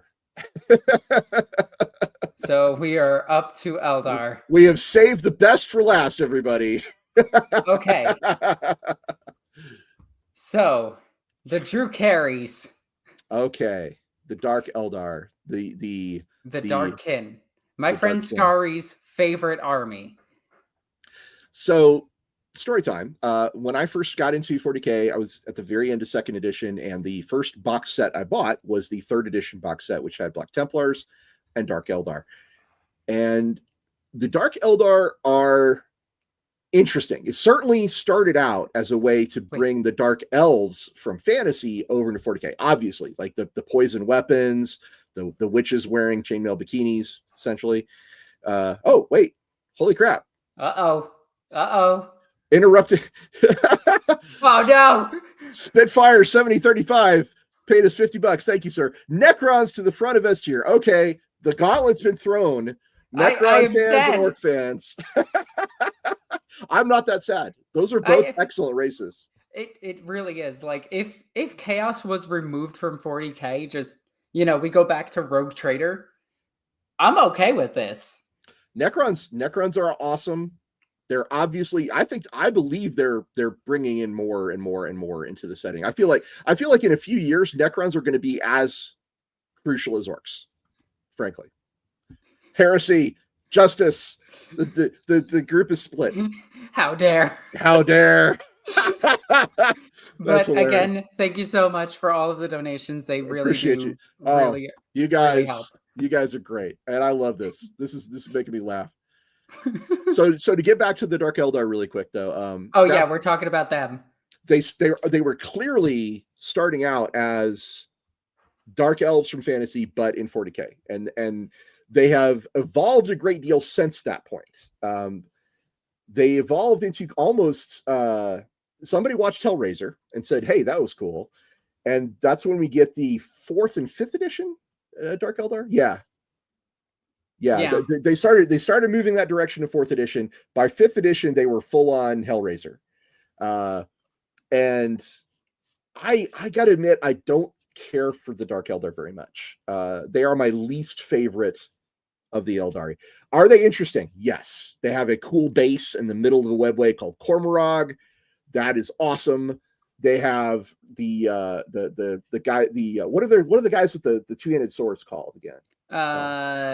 Trueborn or oh my god. They're called Clavexes, I believe. The big two-handed swords are called Clavexes. Oh, those guys the really actual cool. Sword. Yeah. They were cool. They have a lot of interesting stuff about them. Thank you, chat. Incubi. Yes, thank you, Incubi. And they have like some really cool lore bits and stuff in there. But I got to say, I find Azrael Vect very boring. I like that he died in Dawn of War. I like that was his canonical ending for the longest time. He's alive. He was not relevant for the longest time. And then the Ynnari popped up and suddenly he's alive again. And then he died again and then came back to life. And I was just like, can we just get somebody cooler? He was trying to become an immortal muse or something like that. It's a weird, suffice to say, their lore gets a little weird and their characters are kind of bland. There's aspects of it that I just don't want to engage with, which is like the homunculi and the flesh shaping and the stuff that they get up to. I like all of that. And I do wish that was turned up to 11. Oh God.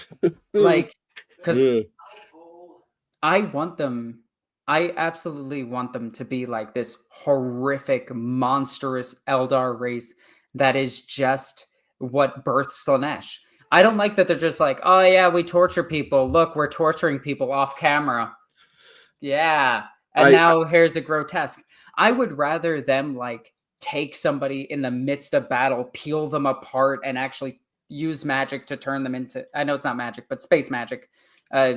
You know, blah, blah, blah, whatever tech they use to do it, and turn these things into horrific creatures that run at their former allies. Well, I think that would be cool. I don't like current Drukhari. We screwed up, or I screwed up. I forgot to close the poll for Tau. So we need to do the poll. Shoot. That's okay. I finished it. And I can tell you the Tau are A tier. What? According to chat. Chat says 40% say A, 28% said B, and 27% said C. So there were a lot of people who thought like we did that B and C, but A tier is the determination of chat. I can't argue too much against it. It's not where I would put them, but I get it. I understand.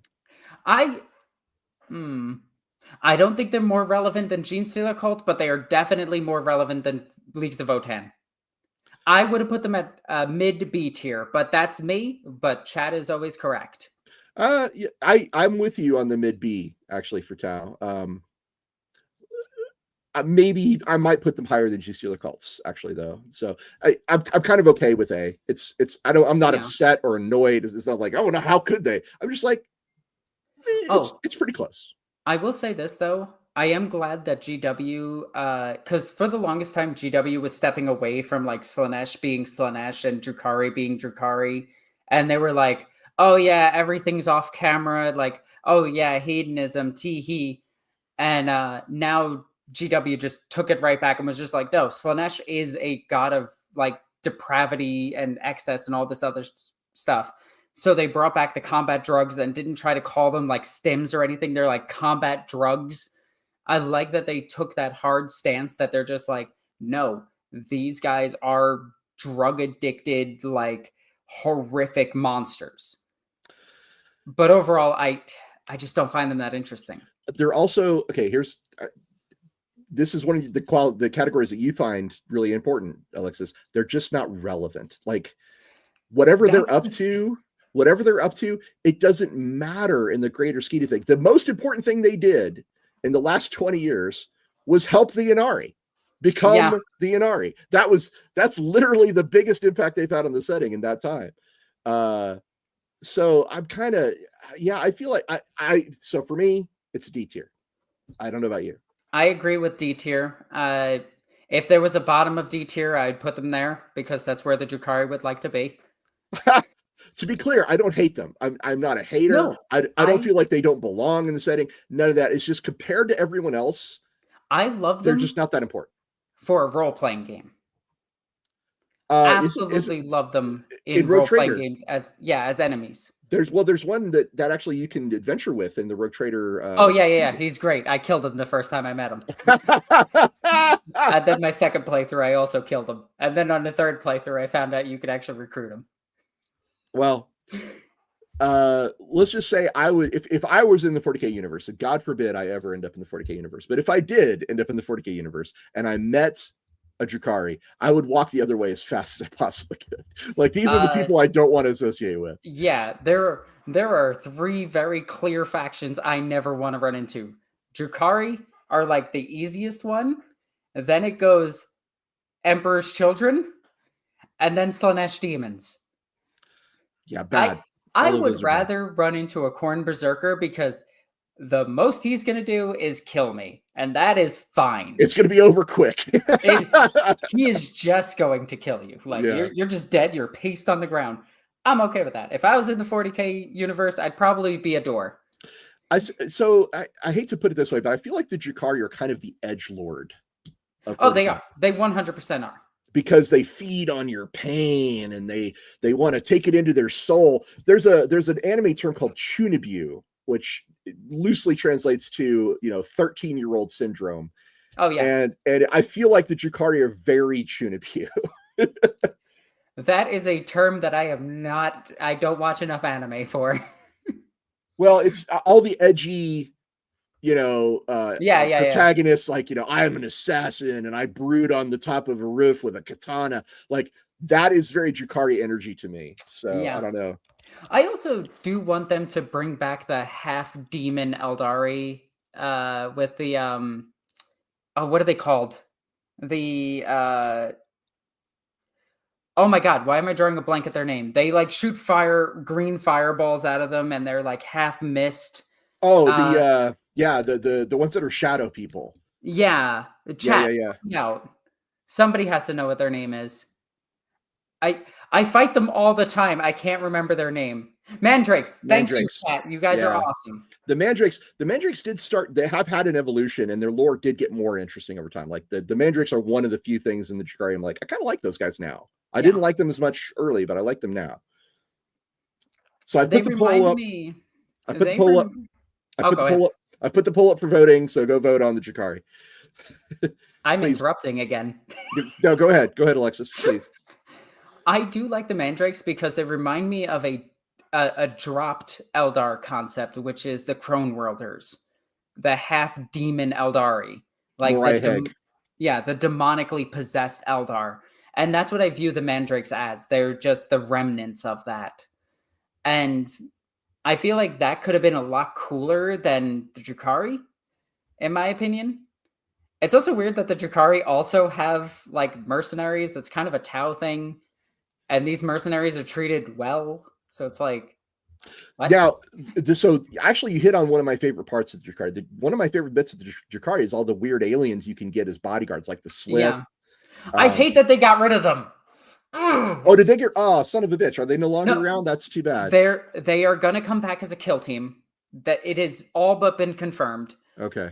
But, oh my God, the fact that it wasn't in the codex, I was like, why would you get rid of the coolest fucking bodyguard unit in the entire game? So for me, one of the things I thought had the most potential about the Drukhari was the idea that this was a place you could put a bunch of weird evil aliens in one place, kind of like a mirror image of the Tau, right? Like you could have a group of slave beasts. They're evil Tau.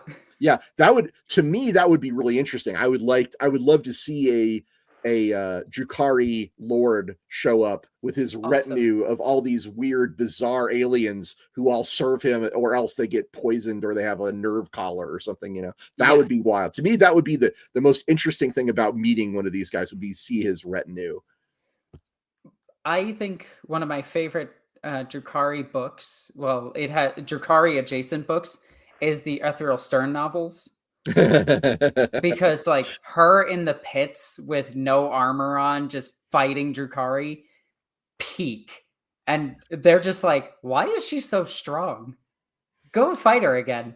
Well, why is she winning? Go fight her again. I love that. There was an adventure I really wanted to write for Wrath of Glory. And I pitched it to Games Workshop, where you would go to Cormorag to free a Grey Knight who had been trapped in the fighting pits. And he'd been there for years. And he was like this old, crusted, no power armor anymore, just like, long white beard. But he'd been there for like 40, 50 years, maybe longer, maybe 100 years. I don't know. But he'd been in the pits and he was just this beast. And you had to go get him out. You had to go to Cormorag. You had to infiltrate the gladiator cults and the witch cults, I guess are the same thing. And you had to get down there to the cells and like you could pull a Spartacus and have like a slave uprising, or you could try and infiltrate and sneak him out. There was a lot of different ways to get it done. But that's to me is like one of the fascinating bits about. They kind of did that with the Space Wolf in the Rogue Trader RPG. Yeah. That sometimes ideas will filter up through the chain and sometimes they'll filter back down to like third parties. It's wild. Who knows how that happened, but it's great. We do have one super chat. D for the Hot Topic Space Elf Fishman. Biofoot 7874, hilarious, love it. They are Hot Topic, clearly. Yeah, Spencer's maybe, but Hot Topic for sure. They are old Hot Topic, not new Hot Topic. New Hot Topic is the Harlequins. Yeah, old Hot Topic. I mean, that might have been Spencer's, frankly. It's been a long time. Anyway, shall we check out the chat and see what the poll has to say? Yes. All right. Where are they putting the Drukharis? All right, here we go. Poll is over. And the results are D tier, 29%. 27% said C tier, so almost C tier. 23% said B tier. There's a lot of fans. Okay. And 21%. This is actually the most even distribution I've seen. That is crazy. 21% said A tier. So they clearly high D, clearly, less than hard. S. Yeah. That was an interesting. There's a lot of people who have varied opinions on the Drukhari. I like that. Miss one. Yeah, I did. I'm so sorry. I did miss yours. The Zero Daimu. Thank you, Zero Daimu. I love your picture, by the way. Hot take. There should be a Tyranid book whose POV is a set of Norn queens or whatever. All of them are technically the same being, the hive mind, but have differing perspective based on their surroundings. That's a really interesting idea. Love it. Pitch that to Black Library, man. Maybe they'll hire you. What was it? Back in I think the 4th or 5th edition Tyranid Codex, they had lore on the Norn Queen where if the ship carrying the Norn Queen was destroyed, every ship would try to give birth to a Norn Queen and shoot it out to try to protect them. But nowadays, the Norn Queen is it's more like a myth than anything else. They're one of the most mysterious elements of the Tyranids, of the Norn Queens. Yeah. So, but clearly the Imperium knows about them because the Norn emissary exists. Yeah, well, when you say the Imperium knows, that's Imperium. It's certain people, not some everybody. of them. Yeah, that's always like you pick anything and you say the Imperium knows. Some people do. Yeah, so, ignorance is a big thing in the Imperium. Yes, ignorance it is a very big thing. All right, so we're done talking about Drukhari, I guess. Yep. So next up, we have the New Age hipsters, the killer clowns from outer space. You want to talk about completely irrelevant? They got their codex removed and put into 2 codexes as filler. Harlequins, historically speaking, Harlequins have been one of the most mysterious aspects of 40k for a long time. They were just mentioned, and then in 2nd edition they had like some miniatures, and then White Dwarf gave them like a little bitty codex. They weren't a full faction until 6th or 7th edition, I think. Yeah, when they finally came out with all new plastic miniatures. Yeah, and I was very excited to see them as a full faction because I had been in the hobby for a long time where they were just sort of this very fringe element. But it's important to point out that even as a fringe element, they were considered some of the most powerful figures on the tabletop. In 2nd ed, if I'm not mistaken, Harlequins could just rip through entire armies. There's a 2nd edition, 3rd edition Warhammer, multiple Warhammer YouTubers that I watch, and a good chunk of them just flat out ban Harlequins, or they use a fan codex where the Harlequins are way up in points because they can just blitz through an entire army. They were insane. However, I'll explain to you why I thought they were so cool. The first thing anybody ever told me about the Harlequins is that they had this thing called the Harlequin's Kiss. And the Harlequin's Kiss was this injector-like spike on a gauntlet. And what they do is they'd ram it into you and it would unspool monowire into your body.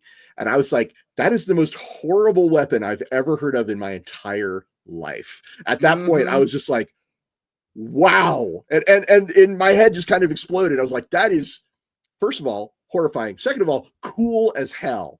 Just one of the most raddest things I'd ever heard of. And it only got more interesting from there because the way that they do their dances and how there's different members of the troop have different roles, and they're protecting themselves from Slanesh, but they also serve the laughing god. It was fascinating. Mysterious. They are the protectors outside of the Black Library. Yes. They're not the protectors of the Black Library. That's the White Guardians, but they are outside of it. They're the first line of defense for the Black Library. And they're weird, but they're beautiful. They're kind of crazy, but they're also fascinating. They fill this kind of liminal space in my head of the Eldar, because they are the one force that can slip into all 4, or actually all 6 different Eldari subgroups. Mm-hmm. You know, can the Harlequins show up on an Exodite planet? They absolutely can. Can they hang out on a Corsair fleet? They absolutely can. Yep. Can they be on a craft world? You betcha. Can they be with the Ynnari? Oh, hell yeah. Can they join a rogue trader? Yes. That's also true. And they can they hang out with they're the most tolerated subgroup for the Drukhari. If you go to Korborog and you see some Harlequins on the street, they're not going to get snatched up for slaves because they're basically going to kill anybody who tries to do that. But if you go there as a craft world Eldar, or as I guess the Ynnari are also tolerated at Korborog. Also, they're the only Eldar that have a blank. That's right. The Solitaire. Yeah, the Solitaire is a blank, which is crazy because those things, if they're found on craft worlds, are killed. And then every now and then, Harlequins will show up and kidnap somebody, and they'll be like, "Wait, what the hell's happening?" And then they'll just disappear. So Harlequins for me are super cool, and they don't quite cross the line into edgelordness like the Dark Eldar do. For me, the Drukhari do. So I consider them very, very cool. For me, Harlequins are they're S tier for me.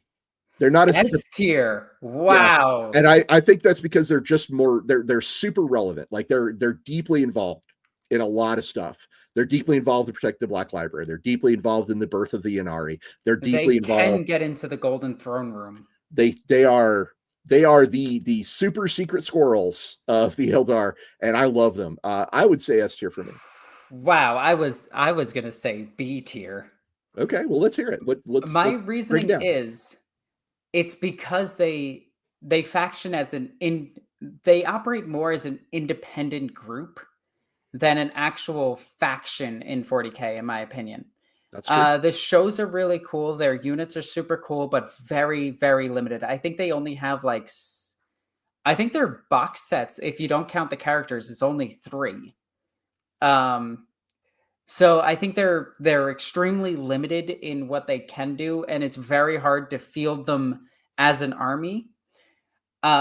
And they don't operate in the lore as an army. The only time we get that in the lore is in an Armin book where it's a Yvraine book where Armin is attacking the Black Library, and they're joking at him because they're not taking him seriously because they've already beaten him, and they know they've already beaten him because they saw the future of it.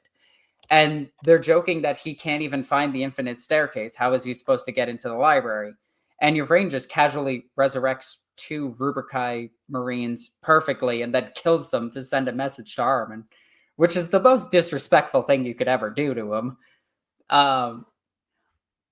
Actually, the more I talk about them, the more I like them. They also do... Well, so you make some really good points, though. You make some really good points about their tabletop presence, about their lack of units, the lack of being an army in a universe all about war. I may have overestimated their relevance when I say that I think they're extremely relevant to the lore, but not the tabletop. And when you're talking about relevance to the lore, though, you also mean their impact, their power. And Harlequins, they have very little power.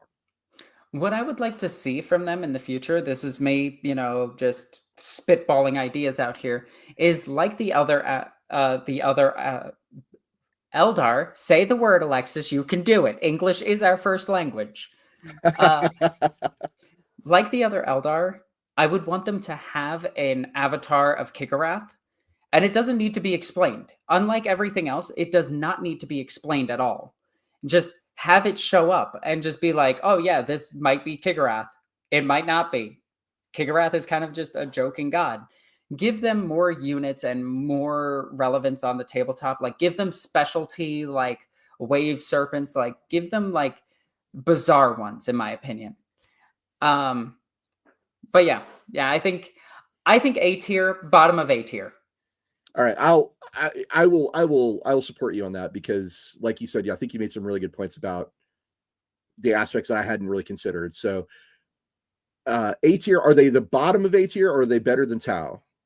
I would say bottom of A tier because Tau have more miniatures and have been more relevant to the overall, like.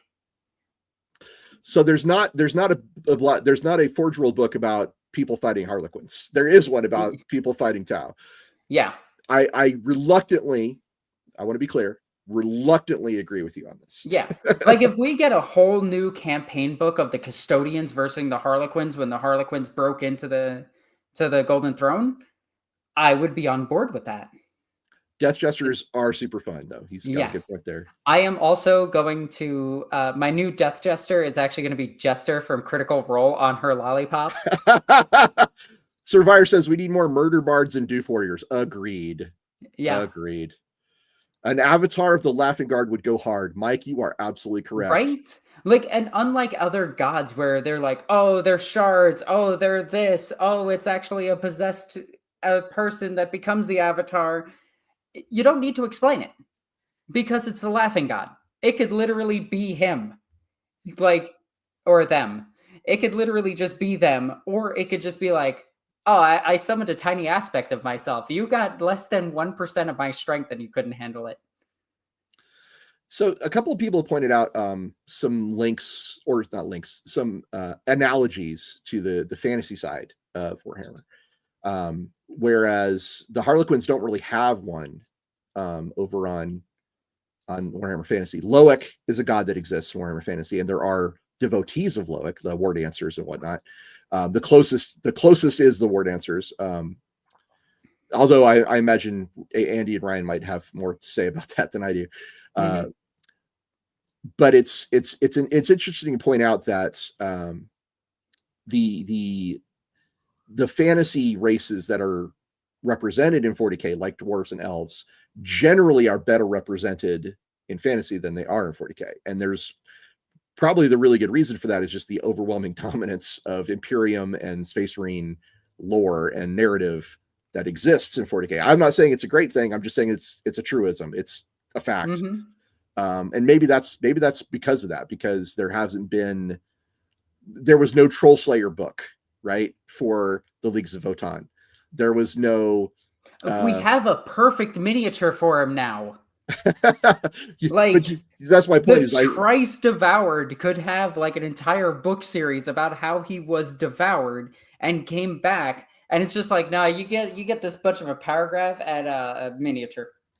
So yeah, it's fascinating. I always want to know more about the Harlequins. They always leave me wanting more to know. Would you like to know more? I would like to know more. I'm doing my part. The only good Tyranid is a dead Tyranid. So what does chat say about the Harlequins? All right, chat, I'm going to give you just about 20 more seconds. Are there any super chats we need to read? Let's see. Yes. Okay. Bigfoot 7874. Whoop whoop to the Fago drinking space elves insane clown posse. Yes. Love it. Well done, sir. Well done. Gary Garionson. This guy always has something interesting to say. What do you think about the theory that real normalists Eldar ascended and those who remained behind were just the dregs, the fanatics, weaks, and crazies? I love this idea. I absolutely love this idea. I also love the idea that the Eldar took the path of the Bushido and is 7 different paths for them to follow, and it's all different swordsman styles, and it's very Japanese themed, but that's just me. But I do love that. They just got obliterated, and what remains is just crazy people. This is my first exposure to this theory. First of all, clearly, okay, to be clear, obviously in lore, whatever, when Slaanesh was born and the Eye of Terror formed and the Eldar Empire was destroyed, I'm sure we lost all kinds of different versions of Eldar, all kinds of great leaders, all kinds of culture. Who knows? Maybe some of those guys were great. But what the lore does tell us for certain is that Slaanesh ate all of them. Yeah. So I don't think that the real normal Eldar ascended. I think the real normal Eldar were destroyed. And that is like one of the core facts about 40k that is known. Like, it's known. This is known. Word of God. Slaanesh destroyed the Eldar civilization. Those who remained behind were just the dregs. Well, they were certainly the fringe elements. Yeah, they were really far away. They were on the fringe of Eldar culture. They were on the fringe of Eldar civilization. They were on the fringe of Eldar territory, in most cases. So it's interesting. It's a really interesting idea, and I like the viewpoint that it presents. But I will have to say that the basic idea that the normal Eldar ascended, they did not. The only thing they ascended to was Stephen Slaanesh. Yeah. Stephen Lucas, 8836. Again, it's likely the same Magus Biologus, GW intern, who said Wraithbone was an alloy. Unless they double down clearly, orcs are still part fungus. They're definitely still related to fungus. That is known, word of God. Although the whole Wraithbone being an alloy thing is in older lore. It's just casually mentioned on their planets, and they grow it via bone singers. Well, so yeah, Wraithbone is bone. It's not metal. No. It has properties that are not unlike metal. I mean, technically, we could argue that bone is also metal, but that's a whole nother thing. And water is lava. It's certainly metal in the fact that they use bone to build their ships. But is it metal? I think that you could have alloys of Wraithbone if you wanted to, but I think what this guy is saying is that the idea that Wraithbone is an alloy is as dumb as orcs not being fungus. Yeah, and I would agree to that. I mean, there's some truth there. Yeah. All right, so let's see. Boop. Let's go with Colby this one. Carry On 9378 says, would you want Tau to transfer their memories to willing vessels or clones to fake immortality? I would like it to be complete propaganda, like the Space Marines, where it's hypno indoctrination. Cloning as a Tau science, though, is pretty fascinating. Like that's an interesting I do like idea. that too. That would be really cool to see some Clone War stuff going on with Tau. Hey, babe, can you fill my drink? Anything else before I end the poll? There's one more. Super Orlok. Harlequins are the hottest Eldar, I will admit. True. I will die on this hill. Yes. Oh, except for that new Shadowheart miniature. That's definitely Shadowheart and nothing else. So the poll is now closed on the Harlequins. They are A tier. 58% say A tier. 27% said B tier. 17% said C tier. And 0% for D. So they are definitely A tier. And they're definitely below Tyranids and Tau. So that's the right place for them. Yeah. Hey, we nailed it. Woo! Go us. Are you okay? Okay, he did it. So, my favorite Eldar. Mike says for a Chaos Worshipper, they could have ascended. Okay, good point. Good point, Mike. Yes. So, we're up to the Ynnari. The newest comers with only 3 models. Right, because they use the models of everyone else. Basically everyone else. Interesting. It's worth pointing out that the Corsairs do technically have an army list, but it's not enough to make them a major faction. They had a kit back in the day, and they have a kit now. They are just part of the part of the Eldari. But they do have their own army list, just to be really clear, or have at least had. They've had one from Forge World, yes. So but anyway, moving on. Ynnari. They have some really good books. I love Yvraine, and I am here to ship Yvraine and that booty killer man. The Ynnari have great characters. Yvraine is great. The Vizark is great. Iniad as a god is great. They are worthy additions to 40k, in my opinion. Their lore and relevance is high because they're the reason that Robute Guilliman even came back in the first place. Yep. They are a big part of the new era Indomitus. That's like the birth of the era Indomitus is, you can lay a lot of it at the feet of the Ynnari. They also have a soft alliance with the Imperium. They're strictly with Guilliman. Of all, they are probably the closest Eldar faction to the Imperium at this moment. Yeah. And I will also say that their impact on Eldar culture and the story of the Eldar. They finally gave them like an actual story that fit the setting instead of just they made Slaanesh a long time ago, so they're still here. Well, there was the Ranadandra. So there was a few things that were still like really interesting and cool, like that could happen for the Eldar, and the Ranadandra is one of those things. But the Ynnari were the most interesting thing that had happened to the Eldar since their creation. They were the most interesting evolution of the Eldar story since their creation. Yes. And I believe that is worthy. From a narrative standpoint, to me, that's very worthy. Like that's a big up for them. I would not put them in D. I would not put them in C. They're definitely not an S tier. So for me, it's between A and B. I don't think they're an S tier. Okay. But I think they're good where they are. A tier, bottom of A? Bottom of A. And I say this because I had to fight Ynnari when they were the most broken Eldar ever, and that was not fun. But I absolutely loved their army. I love the concept behind their army. I love their lore. I love Yvraine as a character. I love that Yvraine chooses diplomacy over conquering. There is a conversation in the Gathering Storm, the Psychic Awakening, where she talks to Ethriel Stern. If you're not sure at this point, I really like Ethriel Stern, but Ethriel Stern kind of sneaks up on her, and Yvraine is an insanely powerful psyker, like insanely powerful, and for her to go, oh crap, this person's stronger than me, and back down and then ask them for help is a huge thing for me. And then she helps get Ethriel Stern all the way across the galaxy to fight in the Pariah Nexus. But those are two different stories, and the connection between them is like very loose, but it's implied that she does help. But I do love Yvraine. I love that Guilliman can actually call on Yvraine whenever he needs to. So it's really funny that Guilliman can call her like a booty call. Eldred. Mike has a comment I think you'd enjoy. He says they have good potential, but they need the Crone Swords, and one of them is in Big Papa Fulgrim's hand. That could be a problem. The Crone Swords is the core of their lore. That's true. Yes, it is. Which is cool. They were never a thing before that. So I was like, oh, cool. Hey, Crone Swords are back. I love it.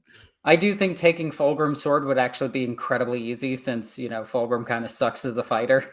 I mean this strictly on the tabletop. Okay, because lore-wise, Fulgrim actually holds the record for Primarch on Primarch violence. He killed Ferrus Manus and Guilliman.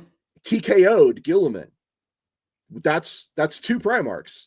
Or at least 1.5, which is, granted, he, had help. He was. It's also implied that he could beat Angron even in his demon form. But then again, Angron can be beaten by anybody because he's the new avatar of Cain. Oof. I mean, that's unfortunate, but true. He came back and lost 5 fights. Like, cool story. I guess Angron's here. I'll go beat him up again. I will admit the Yvraine Guilliman shipping that is done by the community.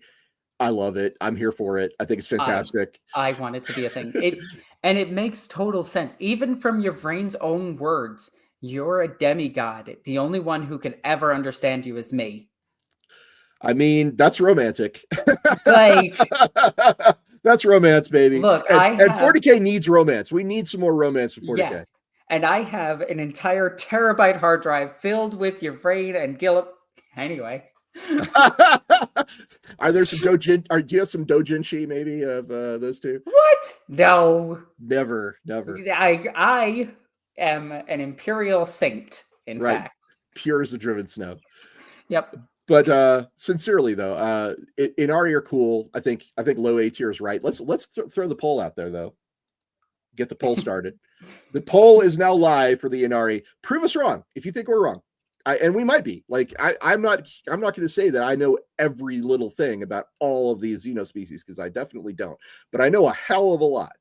And I can tell you that, in my opinion, Ynnari are freaking cool.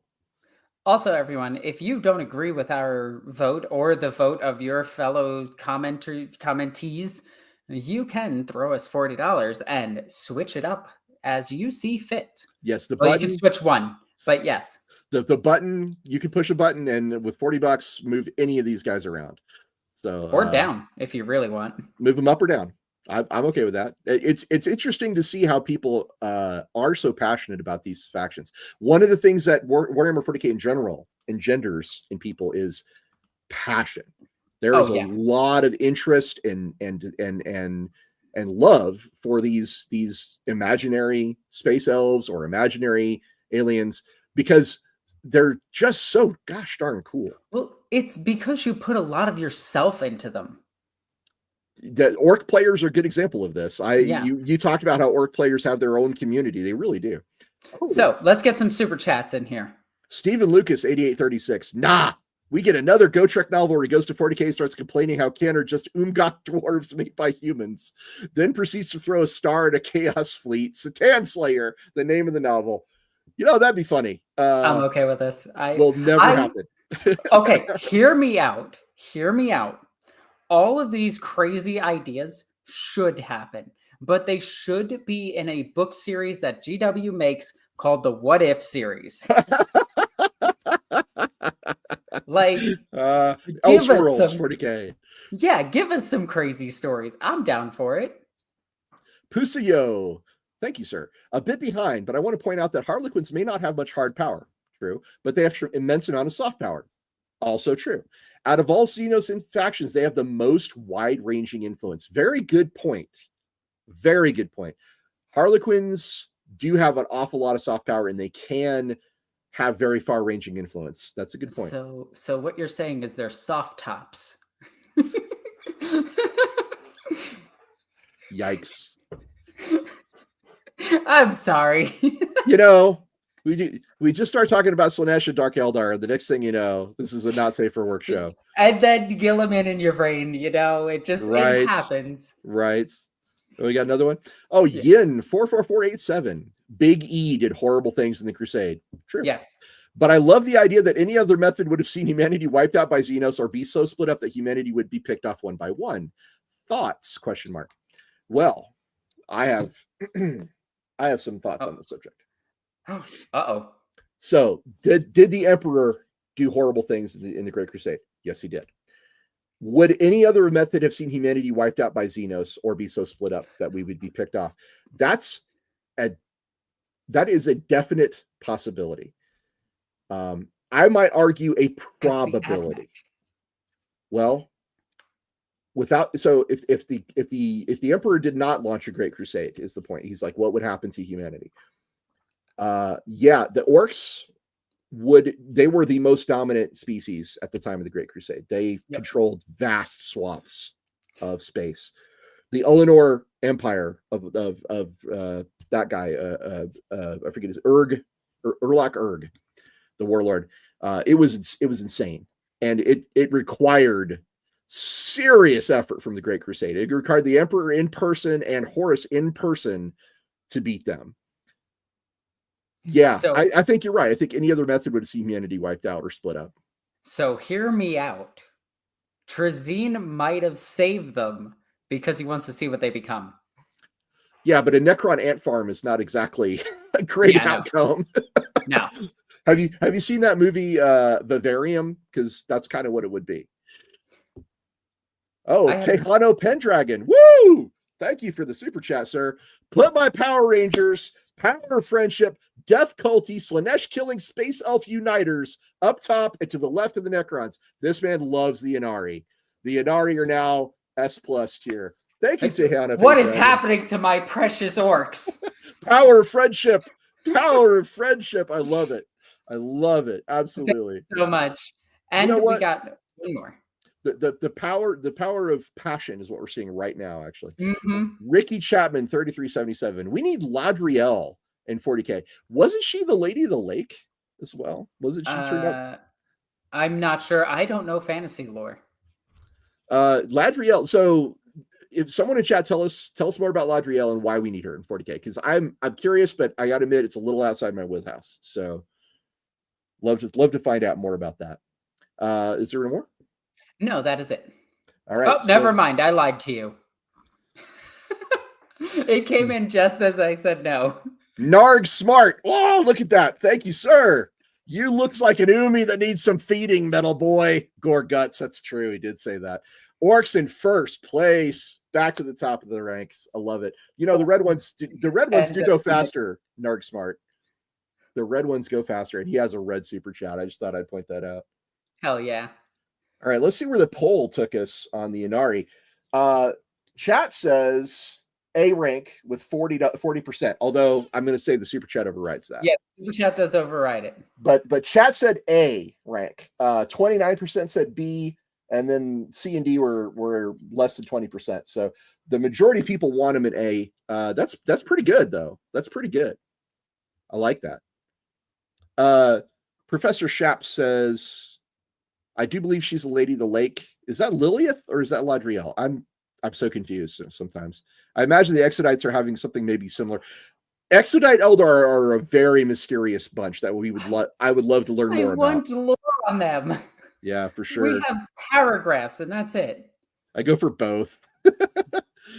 It's Lilith, should not be Ladriel. Okay. Ladriel is the Lady of the Lake and the Goddess of Mist and the wife of Asuryani. Just Asuryani, not Asuryani. That's different. Okay, so yeah, we need more Eldar gods, I think, is what we're hearing, and I'm down with that too. Yes, we do. I agree. All right. It was meant to be separate from Lilith, but then in the end times they did make it Lilith. That's why I was confused. I was like, isn't one and the other? Yeah, okay. Clearly, I'm not the only one who's confused. So the last one, the Asuryani. All right. The Craft World Eldar. Craft Boy RD. I have a bias on this one. This is my first Eldar. My first 40k army was Iyanden. And the whole concept of the Wraith Lords and the Wraith Guard, the way that they have their Titans set up, where twins pilot their Titans because that's how it has to work. The lore of the Ronadandra and the Exarchs, the lore of the Phoenix Lords, these guys have been in the forefront of my brain for a very, very long time. So I want to be really clear about this. I am super biased in the favor of Craft World Eldar. To me, they're one of the coolest parts of the setting. And their gear, they have Wraith cannons that shoot you and literally send you to hell. They have their the aspect warriors and the temples, and they have their hover tanks. God, I love hover tanks. Yeah, I'm an Eldar fanboy. Craft World till I die. I'll just say that out loud. But I will try to be more objective. I'll try to look at them in an objective light. So, Alexis, where do you think they belong? Okay. And why? And why? Yeah, I want the full thing. Okay. So I think they belong at high S tier. Okay. And my reasoning for it is this. Without the Eldar, we wouldn't have the coolest aspect of all of Warhammer in every setting. The Eye of Terror. And that is Slaanesh. Slaanesh is so cool and so important to the setting, in my opinion. And the Eldar created it. That is hands down some of the coolest lore. I also love that they're samurais. Like, I love it. I love that they have ninjas. I love that they throw shurikens. I love that they're like all of like Asian cultures mixed into one, with each of their gods representing like a different sort of type of Asian culture. I think that's really, really cool. I like their miniatures. I like their new miniatures a lot more, but they do look older, which is weird. I said this in a recent video where their miniatures look old but new at the same time, which I think fits the Eldar aesthetic. And I love battling them. They're a lot of fun. And they've always been an army that is so difficult for Games Workshop to balance, because if they overtune them, they're garbage. If they underpoint them, they're the strongest faction in the entire game. They are the second hardest army to run, third hardest army to run in all of 40k. So IAM's got a good point here. He says the Craft Worlders are innocent of the crime of creating Slaanesh. That's true. That is absolutely true. The Asuryani specifically were not the ones who created Slaanesh. They had to follow the paths to not make Slaanesh more powerful. But he's got a point. You're blaming, agreed the Slaanesh is cool, and agreed that the Craft World Eldar are kind of the. I think your point is that they are the standard bearer of the old Eldari civilization, the old Eldari Empire. Mm-hmm. So they are that symbolic inheritor of Eldar culture. I think that's a good point. And I think the Drukhari are the ones that went, caved into it and then really like dove into this hedonism, where the Ynnari, the Asuryani picked themselves up and tried to be better, but they still couldn't get over themselves. Well, they're in a lot of ways, they're like the Amish of the Eldar. They have decided, yeah, I know it's hilarious, but they are the Amish. They've decided that the way of life of the past is better than the way of life that was ahead of them. And they were like, you know what, we're gonna go back to those old ways. We're gonna be disciplined. We're gonna be very strict. We're gonna be very we're going to avoid all the pleasures that we once sought. Yeah, that's their space Amish. Iced tea in my nose hurts. I agree with high S tier. I'm down for high S tier. But yeah, but please go on. I'm going to set up the poll while you tell us all about what you think about the craft world. So I've always liked the idea of the craft worlds, and I it's just something about them. I like that path system that they have, and I like that they're not locked to the path system until they become like crazy, where they become an Exodite. Exarchs. Sorry. Exarchs are the ones that are locked. Yeah, because they go crazy down that path and like perfect it to like an absolute T, and then go, oopsie daisy, me being this good accidentally fed Slaanesh. Whoops. I do love that you can go down one path and then choose a different one. It reminds me very much of like a skill tree in like any video game ever, where you could be like, oh, well, I want to go down the path of the Banshee. This Kane stuff is rad because it's Alexis's last name. Or you can go down the Striking Scorpion path and then be like, nah, actually, I want to be like a fire dragon. I really like all of that. And then if you master all of the paths, you can become like one of their leaders. And I think that's super cool. This chat point is also really good. Just because you left at 11:30 and the cop showed up at 12 doesn't mean you weren't part of the problem. Yes. Also, I could make one of my favorite jokes about the Eldari is, aren't you a little old to be underage drinking? So the Phoenix Lords, they have their own kind of Primarchs. They have the Phoenix Lords, which are freaking awesome. And one of them, Ara, betrayed the others and is said to be the one who started the Incubi for the Drukhari. So they have their own version of the Horus Heresy almost. Yeah. It's fascinating. And they just came out with a new Phoenix Lord for the Warp Spiders, by the way. Yep. Which I'm super thrilled about.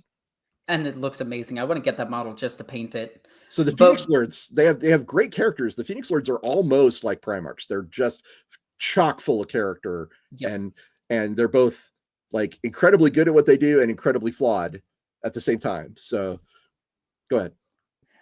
So we do know that the Visarch that follows Yvraine trained under that Phoenix Lord that betrayed everyone. Ara, yeah.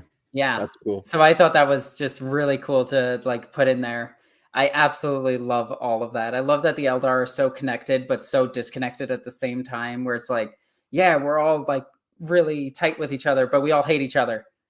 I do miss the lore where the Eldari and the Necrons were actually like mortal enemies and they would seek each other out to kill each other.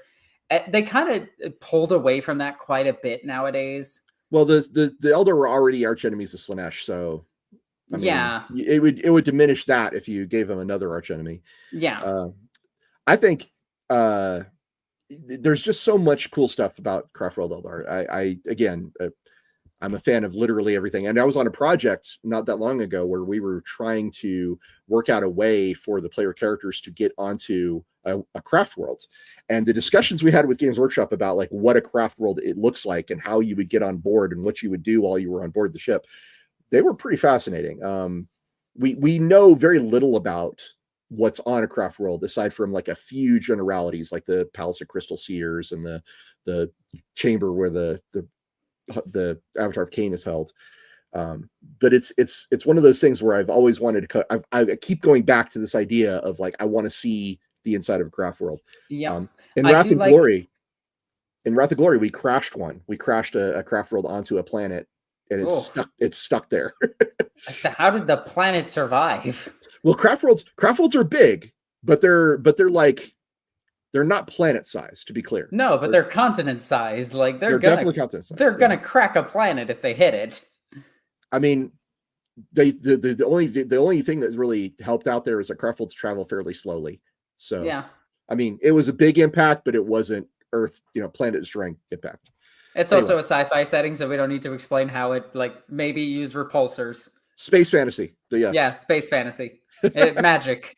But one of the things that I do like about Craft Worlds is we actually did get to see Craft Worlds in the Battlefleet Gothic game where you're protecting one from an Inquisitor who, ironically, that Inquisitor does die on their way to Terra in the old lore, and then in Battlefleet Gothic, you kill him. So I thought that was super cool because he dies no matter what. So I was like, oh, that's awesome. I hate that guy. And I always sided with Yvraine because hot space elf. I don't need to explain myself with that one. No. But I did like how big the Gloriana was compared to the craft world, where the Gloriana was like, yeah, it's a big ship. It is very big. It's not the size of a craft world. And then other lore, another lore thing that had the craft world in it was the Warhammer Plus show, the Hammer and Bolter, where the Ultramarines attacked one. And yeah, Kovu, did you get your claw stuck? Oh my God, he got his claw stuck. Hang on. All right, okay. I'll take over for a minute. No, he got it. He got it. Okay. I got worried because he was doing this and got his claw stuck in something, and then gave me the look of, Mom, I made a mistake. Hoplet asks, has an Avatar of Khaine ever won a duel? I mean, for a long time, the Avatar of Khaine was a punching bag in lore, and it's a shame. I still don't think it has. IM39 says they're continent size, so a meteor that size hitting a planet will remember the cardinal rule: applying logic to any setting destroys it. Yeah. I mean, I want Trazen to borrow an Eldar god for his collection, Star Fury 01. I agree. That would be fun. I don't think he's strong enough to contain that kind of god. Professor Shapp has a really interesting point. My favorite Phoenix Lord will always be Malgad Ra because he fought off a Tyranid army to save a craft world. Malgad Ra's, I mean, all the Phoenix Lords are super badasses. Malgad Ra is one of the coolest ones. He also helped this one planet come. They found a Crone world and were able to sort of recover it. Ilkaith, I believe, is what it's called. That's where the Forge World Phoenix Lord and the Forge World Aspect Warriors come from. Yep. Is Ilkaith. What were they called? They're the Shadow Specters. Shadow Specters, yeah. I really do love that, and oh my God, I do love Mungden Ra. I do wish they would bring back his lore, where he had this whole vendetta against Abaddon the Despoiler. I want to see him go toe to toe with him again. Avatar versus Angron, who wins? Oh, jeez. I mean, they're both punching bags. He's a good point. It's probably I don't know, fucking lion out of nowhere. So 20 years ago, Angron would have won. Today, Avatar would win because Angron's the current punching bag. That's my theory. I would say so too. Although I think point for point, Angron does demolish him really quickly. So we didn't need the Ynnari. We just needed the Phoenix Lord to become more prominent in setting Save the Eldar. Well, I don't know. I liked the idea of hey, there's a god you've never heard of, and here it is, and here's this group that links together all the different Eldar into one.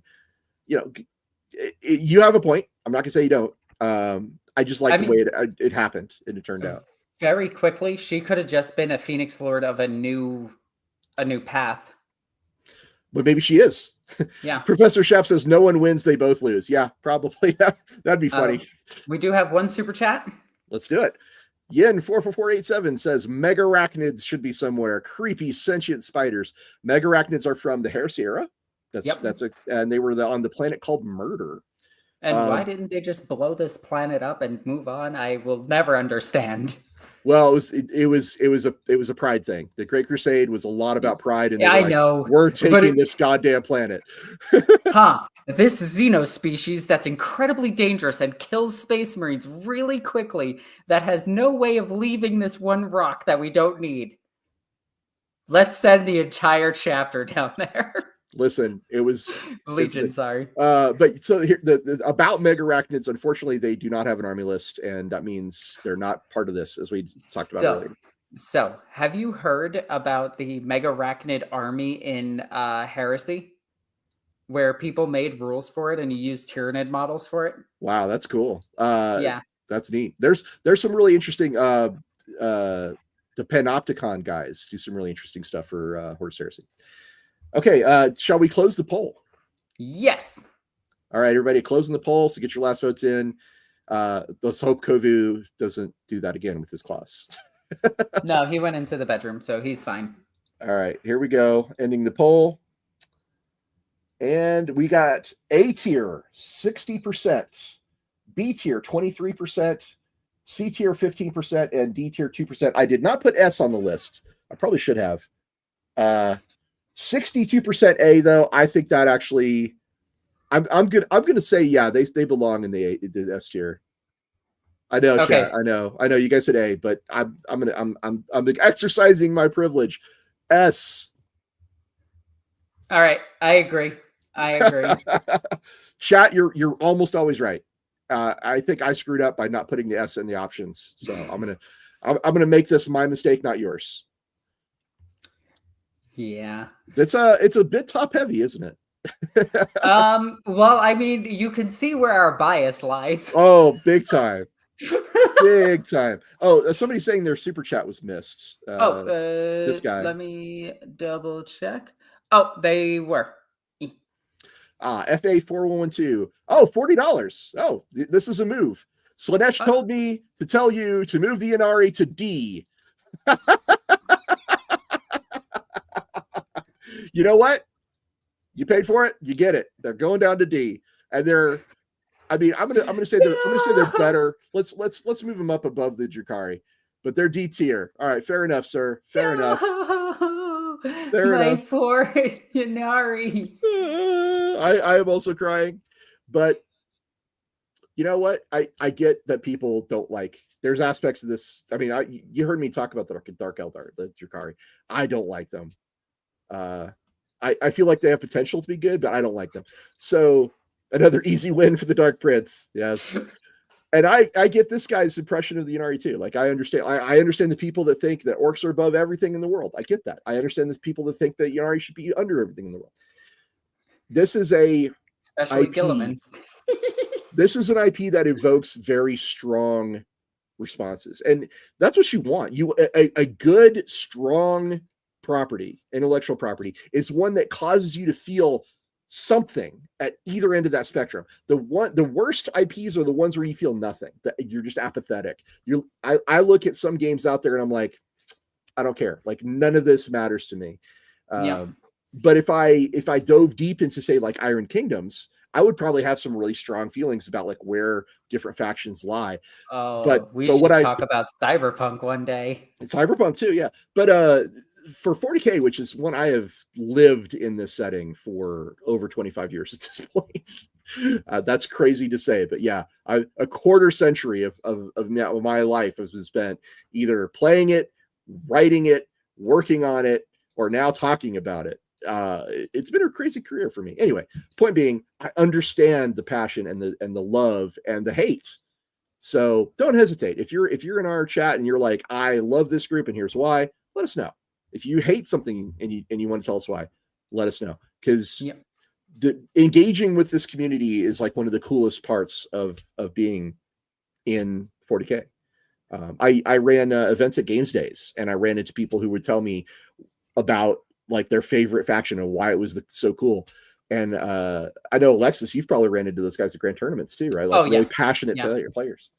I have run into people where I'm like, hey, I'm playing my Space Marines as Ultramarines, and they went on a giant tirade about why they hate the Ultramarines, and I was just like, neat. So I'm gonna shoot your guys. And opinions can change. Like I was not a fan of Ultramarines for a very long time. And then they got a lot more fleshing out in the last 10, 15 years. Yeah. And when they started talking about the Ultima symbol, the symbol of the Ultramarines and why that is the way it is, that's when I kind of was like, okay, these guys are actually really cool. The Ultima, by the way, in case you don't know, is reversed Omega symbol, and in the lore, why it's like that is because Guilliman saw the Ultramarines not as an end, but as not as the end, but for the beginning, right? He used the Ultima symbol to represent that they were the opposite of the end of all things. They were in fact the beginning of things. And I was like, that's really cool. I dig that. I have always loved me some Ultramarines. I just like them. Like I always thought the blue was cool. Mornington Crescent says, I think the movie did a lot for them, sir.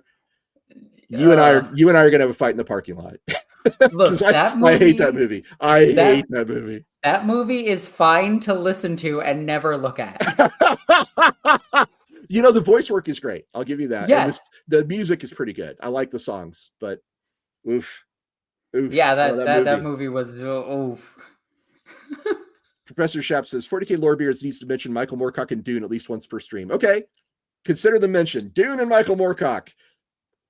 They're major grounding points for the overall setting. Absolutely, no question about it.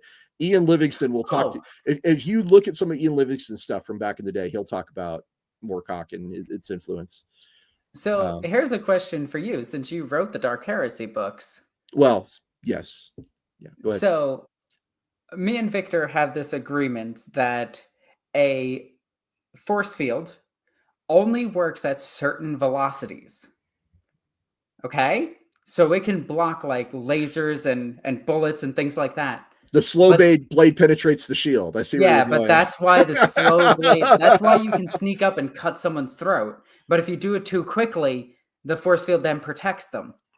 Well, it seems obvious that, at least for the Imperium's technology, that things like force fields, iron halos, refraction fields, etc., that those were developed to protect you against ranged energy attacks.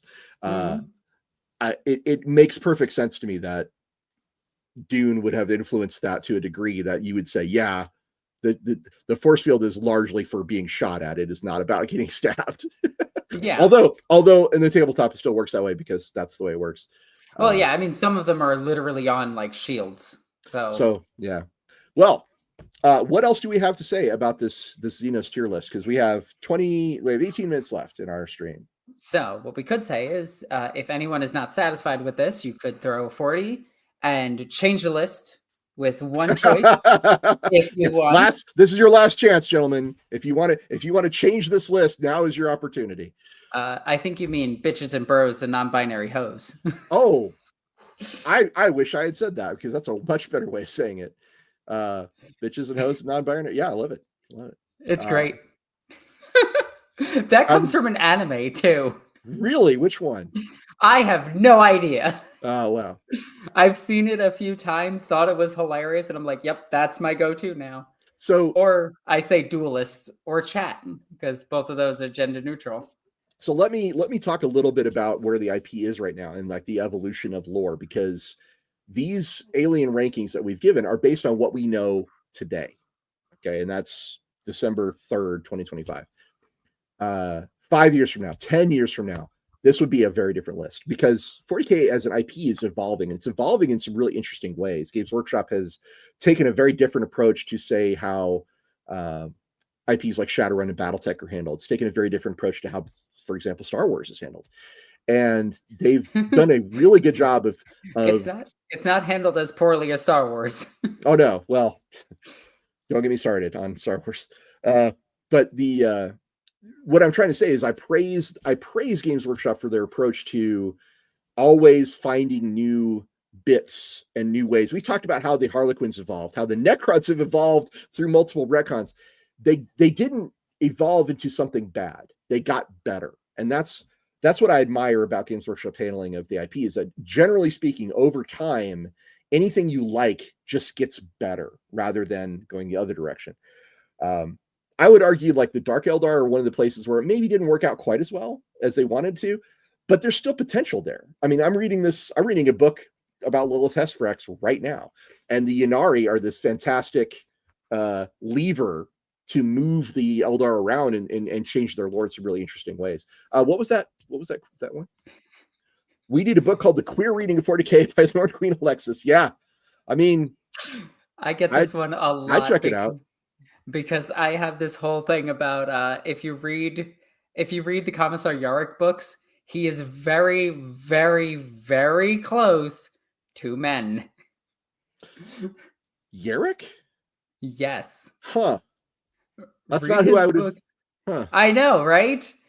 Go back, reread his books, and listen to how close he is to his lieutenant and his underlings. He is if you read it with the idea of queerness in your mind, you can see it. And if you don't read it that way, you can also just see them as just friends. You know, this is a big setting, and things have been changing over time. We just got female custodians recently. So yeah, who knows? I mean, we might see some more representation. I'd be fine with that. And the lion. Do we have one super chat? All right, Pusio. Hey, thank you, sir. Is it true that the Phoenix Lords are just spirits with spirit stones with personality so strong that they take over the body of anyone who puts on their armor? I remember hearing that somewhere. That is in the lore. That is loreful.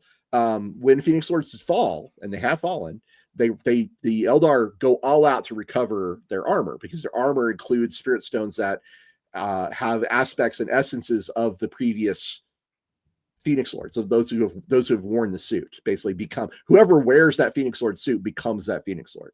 That is loreful, and I think really cool. I think one of my favorite examples of this is we know that Mungden Rod died once and came back. But my favorite is that GW didn't have a good explanation for killing off Eldred, and then he just came back and they're just like, yeah, we're just never going to acknowledge the fact that he died. Alexis, can you take over for a second? I've got a question I got to answer from Hawk Oddly. Yeah, no problem. Hawk Oddly is our guy who runs, helped create this tier list and stuff. So I was just going to make sure I'm following his instructions. Yep. He is our tech guy who knows how to do this stuff. We have Ricky Chapman, 3377. Sorry. Did you want to go ahead? No, you got it. All right. We have its Warhammer tabletop role-playing game after this. The squats have come to take your shit and recycle it for basic materials to use for themselves, including your bones. Yeah. I dig it. That's great. Well, I love that.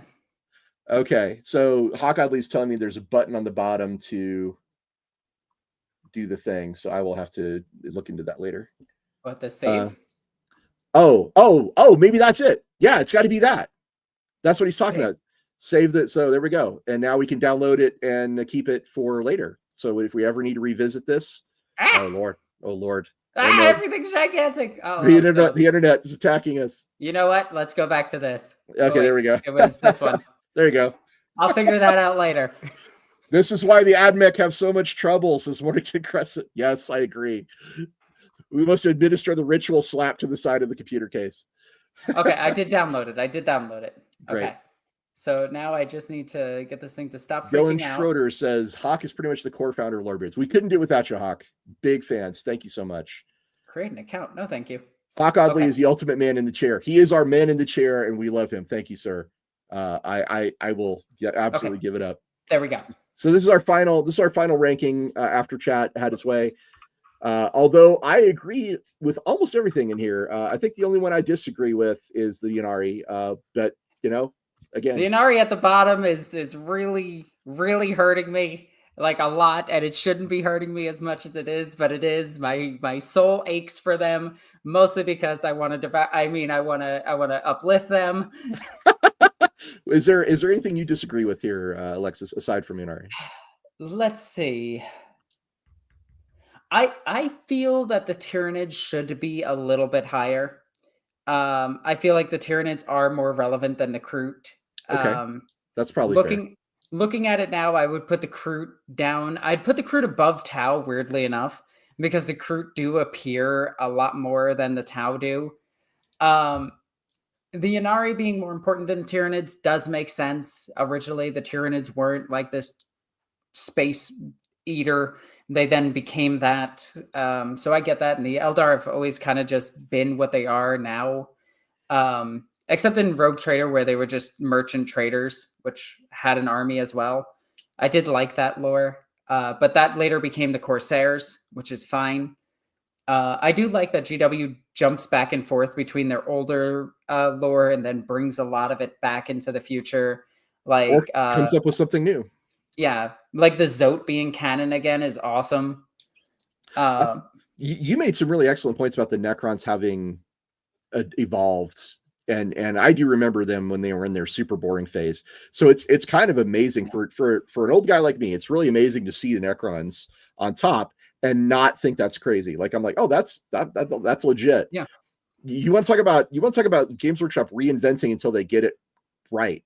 Necrons are a good example. Yeah, I do think the Orks at the top here. And the only thing I would disagree with is I think they handled the Beast Snaggers really poorly. I think the name choice could have been better because it almost sounds like a slur. But aside from that, I just do not like their miniatures all that much. I feel like they're just boys. Their truck is really wild, and I like that. And I like the Squig Hog Riders. I think those are super cool. But I feel like their basic boys are kind of meh, and it should have been a knob alternative instead of just a boy alternative. And the way they handled their newest boy box is just a shame to anybody that actually plays Orks, where it's better to just go over to the old world section, buy a box of boys, get 30 of them, and just be like, hey, I need some rounded bases. Well, when we talk about Orks as a faction, we're going to get into it because there's a lot of really old Ork lore. There's the Brain Boys and how the Storm Boys originally were like the most disciplined Orks. So that's changed. I also need to bring up something that you just mentioned, Ork lore. So in our tabletop settings, every RPG that we run in my house, our house, because mine and Victor's, we have a thing called Ork lore. And it started out when a character asked if he, as a Magus Biologist, understood Ork lore. And Victor was like, roll for it. And if you get something good, maybe. He rolled a 1 on a D100. Critical success. Yeah, so he knows it. And ever since that day, Ork lore has been a crazy thing that could happen in our games that might be game-breaking or stupid. Love it. So far, it has been used as a way for my character, who is a Ryan in the tabletop RPG Warhammer Fantasy, the Warhammer Fantasy tabletop RPG, and she met the ancestor gods of the dwarf character Godric. His name Godric after Godric. She knows the ancestor gods because she's revived him so much that she met them. That's funny. So it's a really fun thing that I think people should add to their RPGs is Ork lore, where if you believe something could happen, it could happen, but it's on a 1 on a 100 chance. It's one of the best parts of the old Ork lore, and it's still one of the best parts of Ork lore. Yeah. Professor Shapp says one thing I will say about old Kron, I think Necron lore, was the C'tan role in their war against the old ones always made me think of the Shadows versus the Vorlons from Babylon 5. That is a cool analogy. This war between gods was very cool. There was aspects to it I liked. I didn't care for the C'tan as they were put in 3rd edition, 4th edition. I didn't care for them that much. I like them better as the shards of the old gods, which is what they are now. Yeah. It was so weird that back in the older edition, they were just flat out gods on the tabletop. Like, not aspects of them. That was the god. Yeah, this guy's saying that we need to be mods. Hawk was saying we need to be mods. He's right, because we don't want Hawk to do all the work. Good point. Thank you. We're learning, guys. It's our 4th stream. We're getting there. We got this. We promise. Sort of. We're going to say this in the future. We're going to be like, guys, chill. It's our 40th stream. We still don't understand this. Oh, we do have something. We have something fun to announce. So tomorrow, there's going to be a Total War Warhammer reveal stream, and Alexis and I will be watching it and talking about it. Who knows? There might be something really interesting to look at and talk about in there. I can't really say anything more than that. I'm a Total War Warhammer fan. Looking forward to seeing what they have coming out. So join us tomorrow. I think it'll be 10 a.m. Mountain. Oh, whoops. Yeah, we got this, guys. We're still learning. That's where we're at. Yeah. Anyway, but we have a special stream tomorrow. We hope you join us there to look at and to watch us react to what's coming new for Total War Warhammer in the next 6 months. I think that's what they're going to talk about. Anyway, awesome. What's coming for Total War Warhammer? I know that for sure. Yes, it's going to be awesome. Also, there's something else that we want to start adding to these streams towards the end. If you join the Lorebeards Discord, there will be there's a Warhammer 40k chat in there that if you post miniatures in, I'm going to try to collect a bunch of them and your username, obviously. And we're going to talk about it towards the end of our streams here for like the last 5-10 minutes and talk about like all of your guys' painting and talk about the miniature. And it's going to be really cool. And we're hoping that you guys join the Discord, check it out. Most of you are probably already members, but we want to get the community involved. And I want to see your guys' paint jobs. Yeah, and maybe we'll do like a paint competition or something where we judge it. That'd be kind of fun. Yeah. Yes. Yeah. But yeah, please send us your really cool paint jobs on your miniatures. Alexis will lovingly gather them up, and then we'll put them at the end of our streams, and we'll look at them and talk about them. Because it would be a great way to give back a little to community and let you guys show off. So yeah. So what else do you have to add? I mean, we have a lot of shows coming up. We actually just decided what our next 8 shows are going to be, our next 8 shows are going to be. We're pretty excited. If you guys want a little teaser of what we're talking about, post in the chat now, because we've got some really cool ideas coming up for what we're going to cover. And I think you guys could be pretty excited. So you probably already know that we have our favorite armies, and we're definitely going to be talking about one of our favorite armies. We're also going to be talking about one of our favorite characters from the novels, and we're also going to be talking about one of the species that we talked about today. So those are coming up in the future for Lorebeards, along with a bunch of other stuff. And if there's something in particular that you think you'd like to see, like Alexa said, join the Discord. Please drop us a line.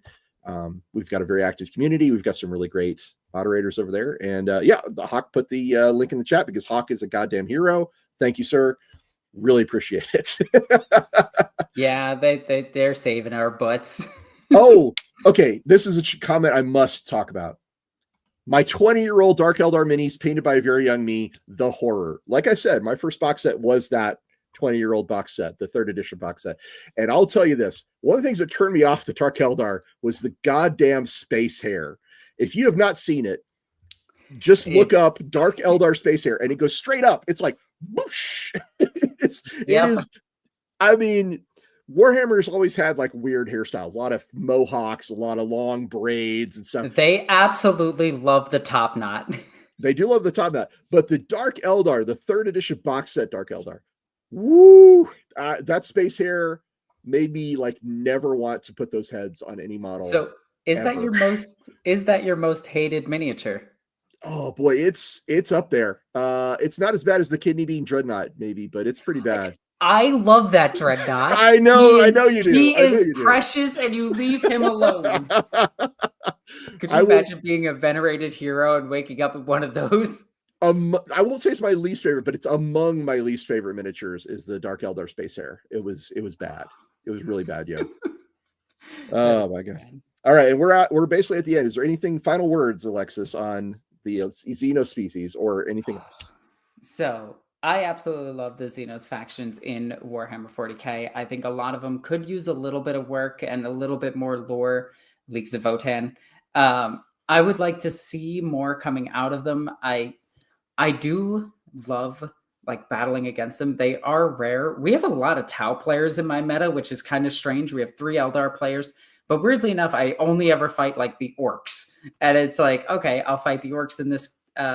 In the recent tournament I went to, I played Ultramarines. I played 2 Victor's Guard units. They're insanely broken. GW definitely needs to rebalance them.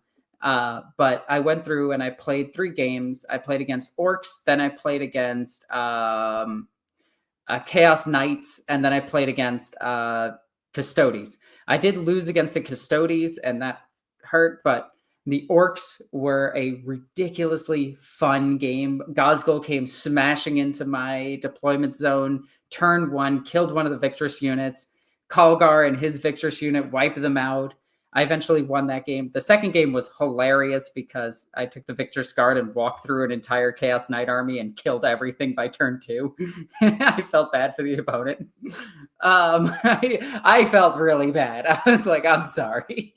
And then my third game I lost, which is fine. My opponent is an extremely skilled opponent, and I had a lot of fun. But the Orc player, again, like all Orc players, ton of fun to play against. She was just there vibing and having a good time. I think eventually she did wind up like tabling a Space Marine player and then doing really well in her third game. It was a lot of fun. And I would say that Xenos are cool because without them, there'd be no Deathwatch. And the Deathwatch are very near and dear to my heart. So, yes. Sorry, I just went on a rant about Warhammer tournaments. Nothing wrong with that. She's actually one of the highest rated Grand Tournament players in Iceland. So she's got props to she could speak with authority about tournaments and how armies behave on the battlefield. Anyway, that's it for tonight's stream. Hopefully we'll see some of you tomorrow morning for checking out the Total War Warhammer thing. But if not, no worries. Then we'll most likely see you on Saturday, which is our next show. So cheers. Everyone. Good night, everybody. Have a good night. Bye-bye.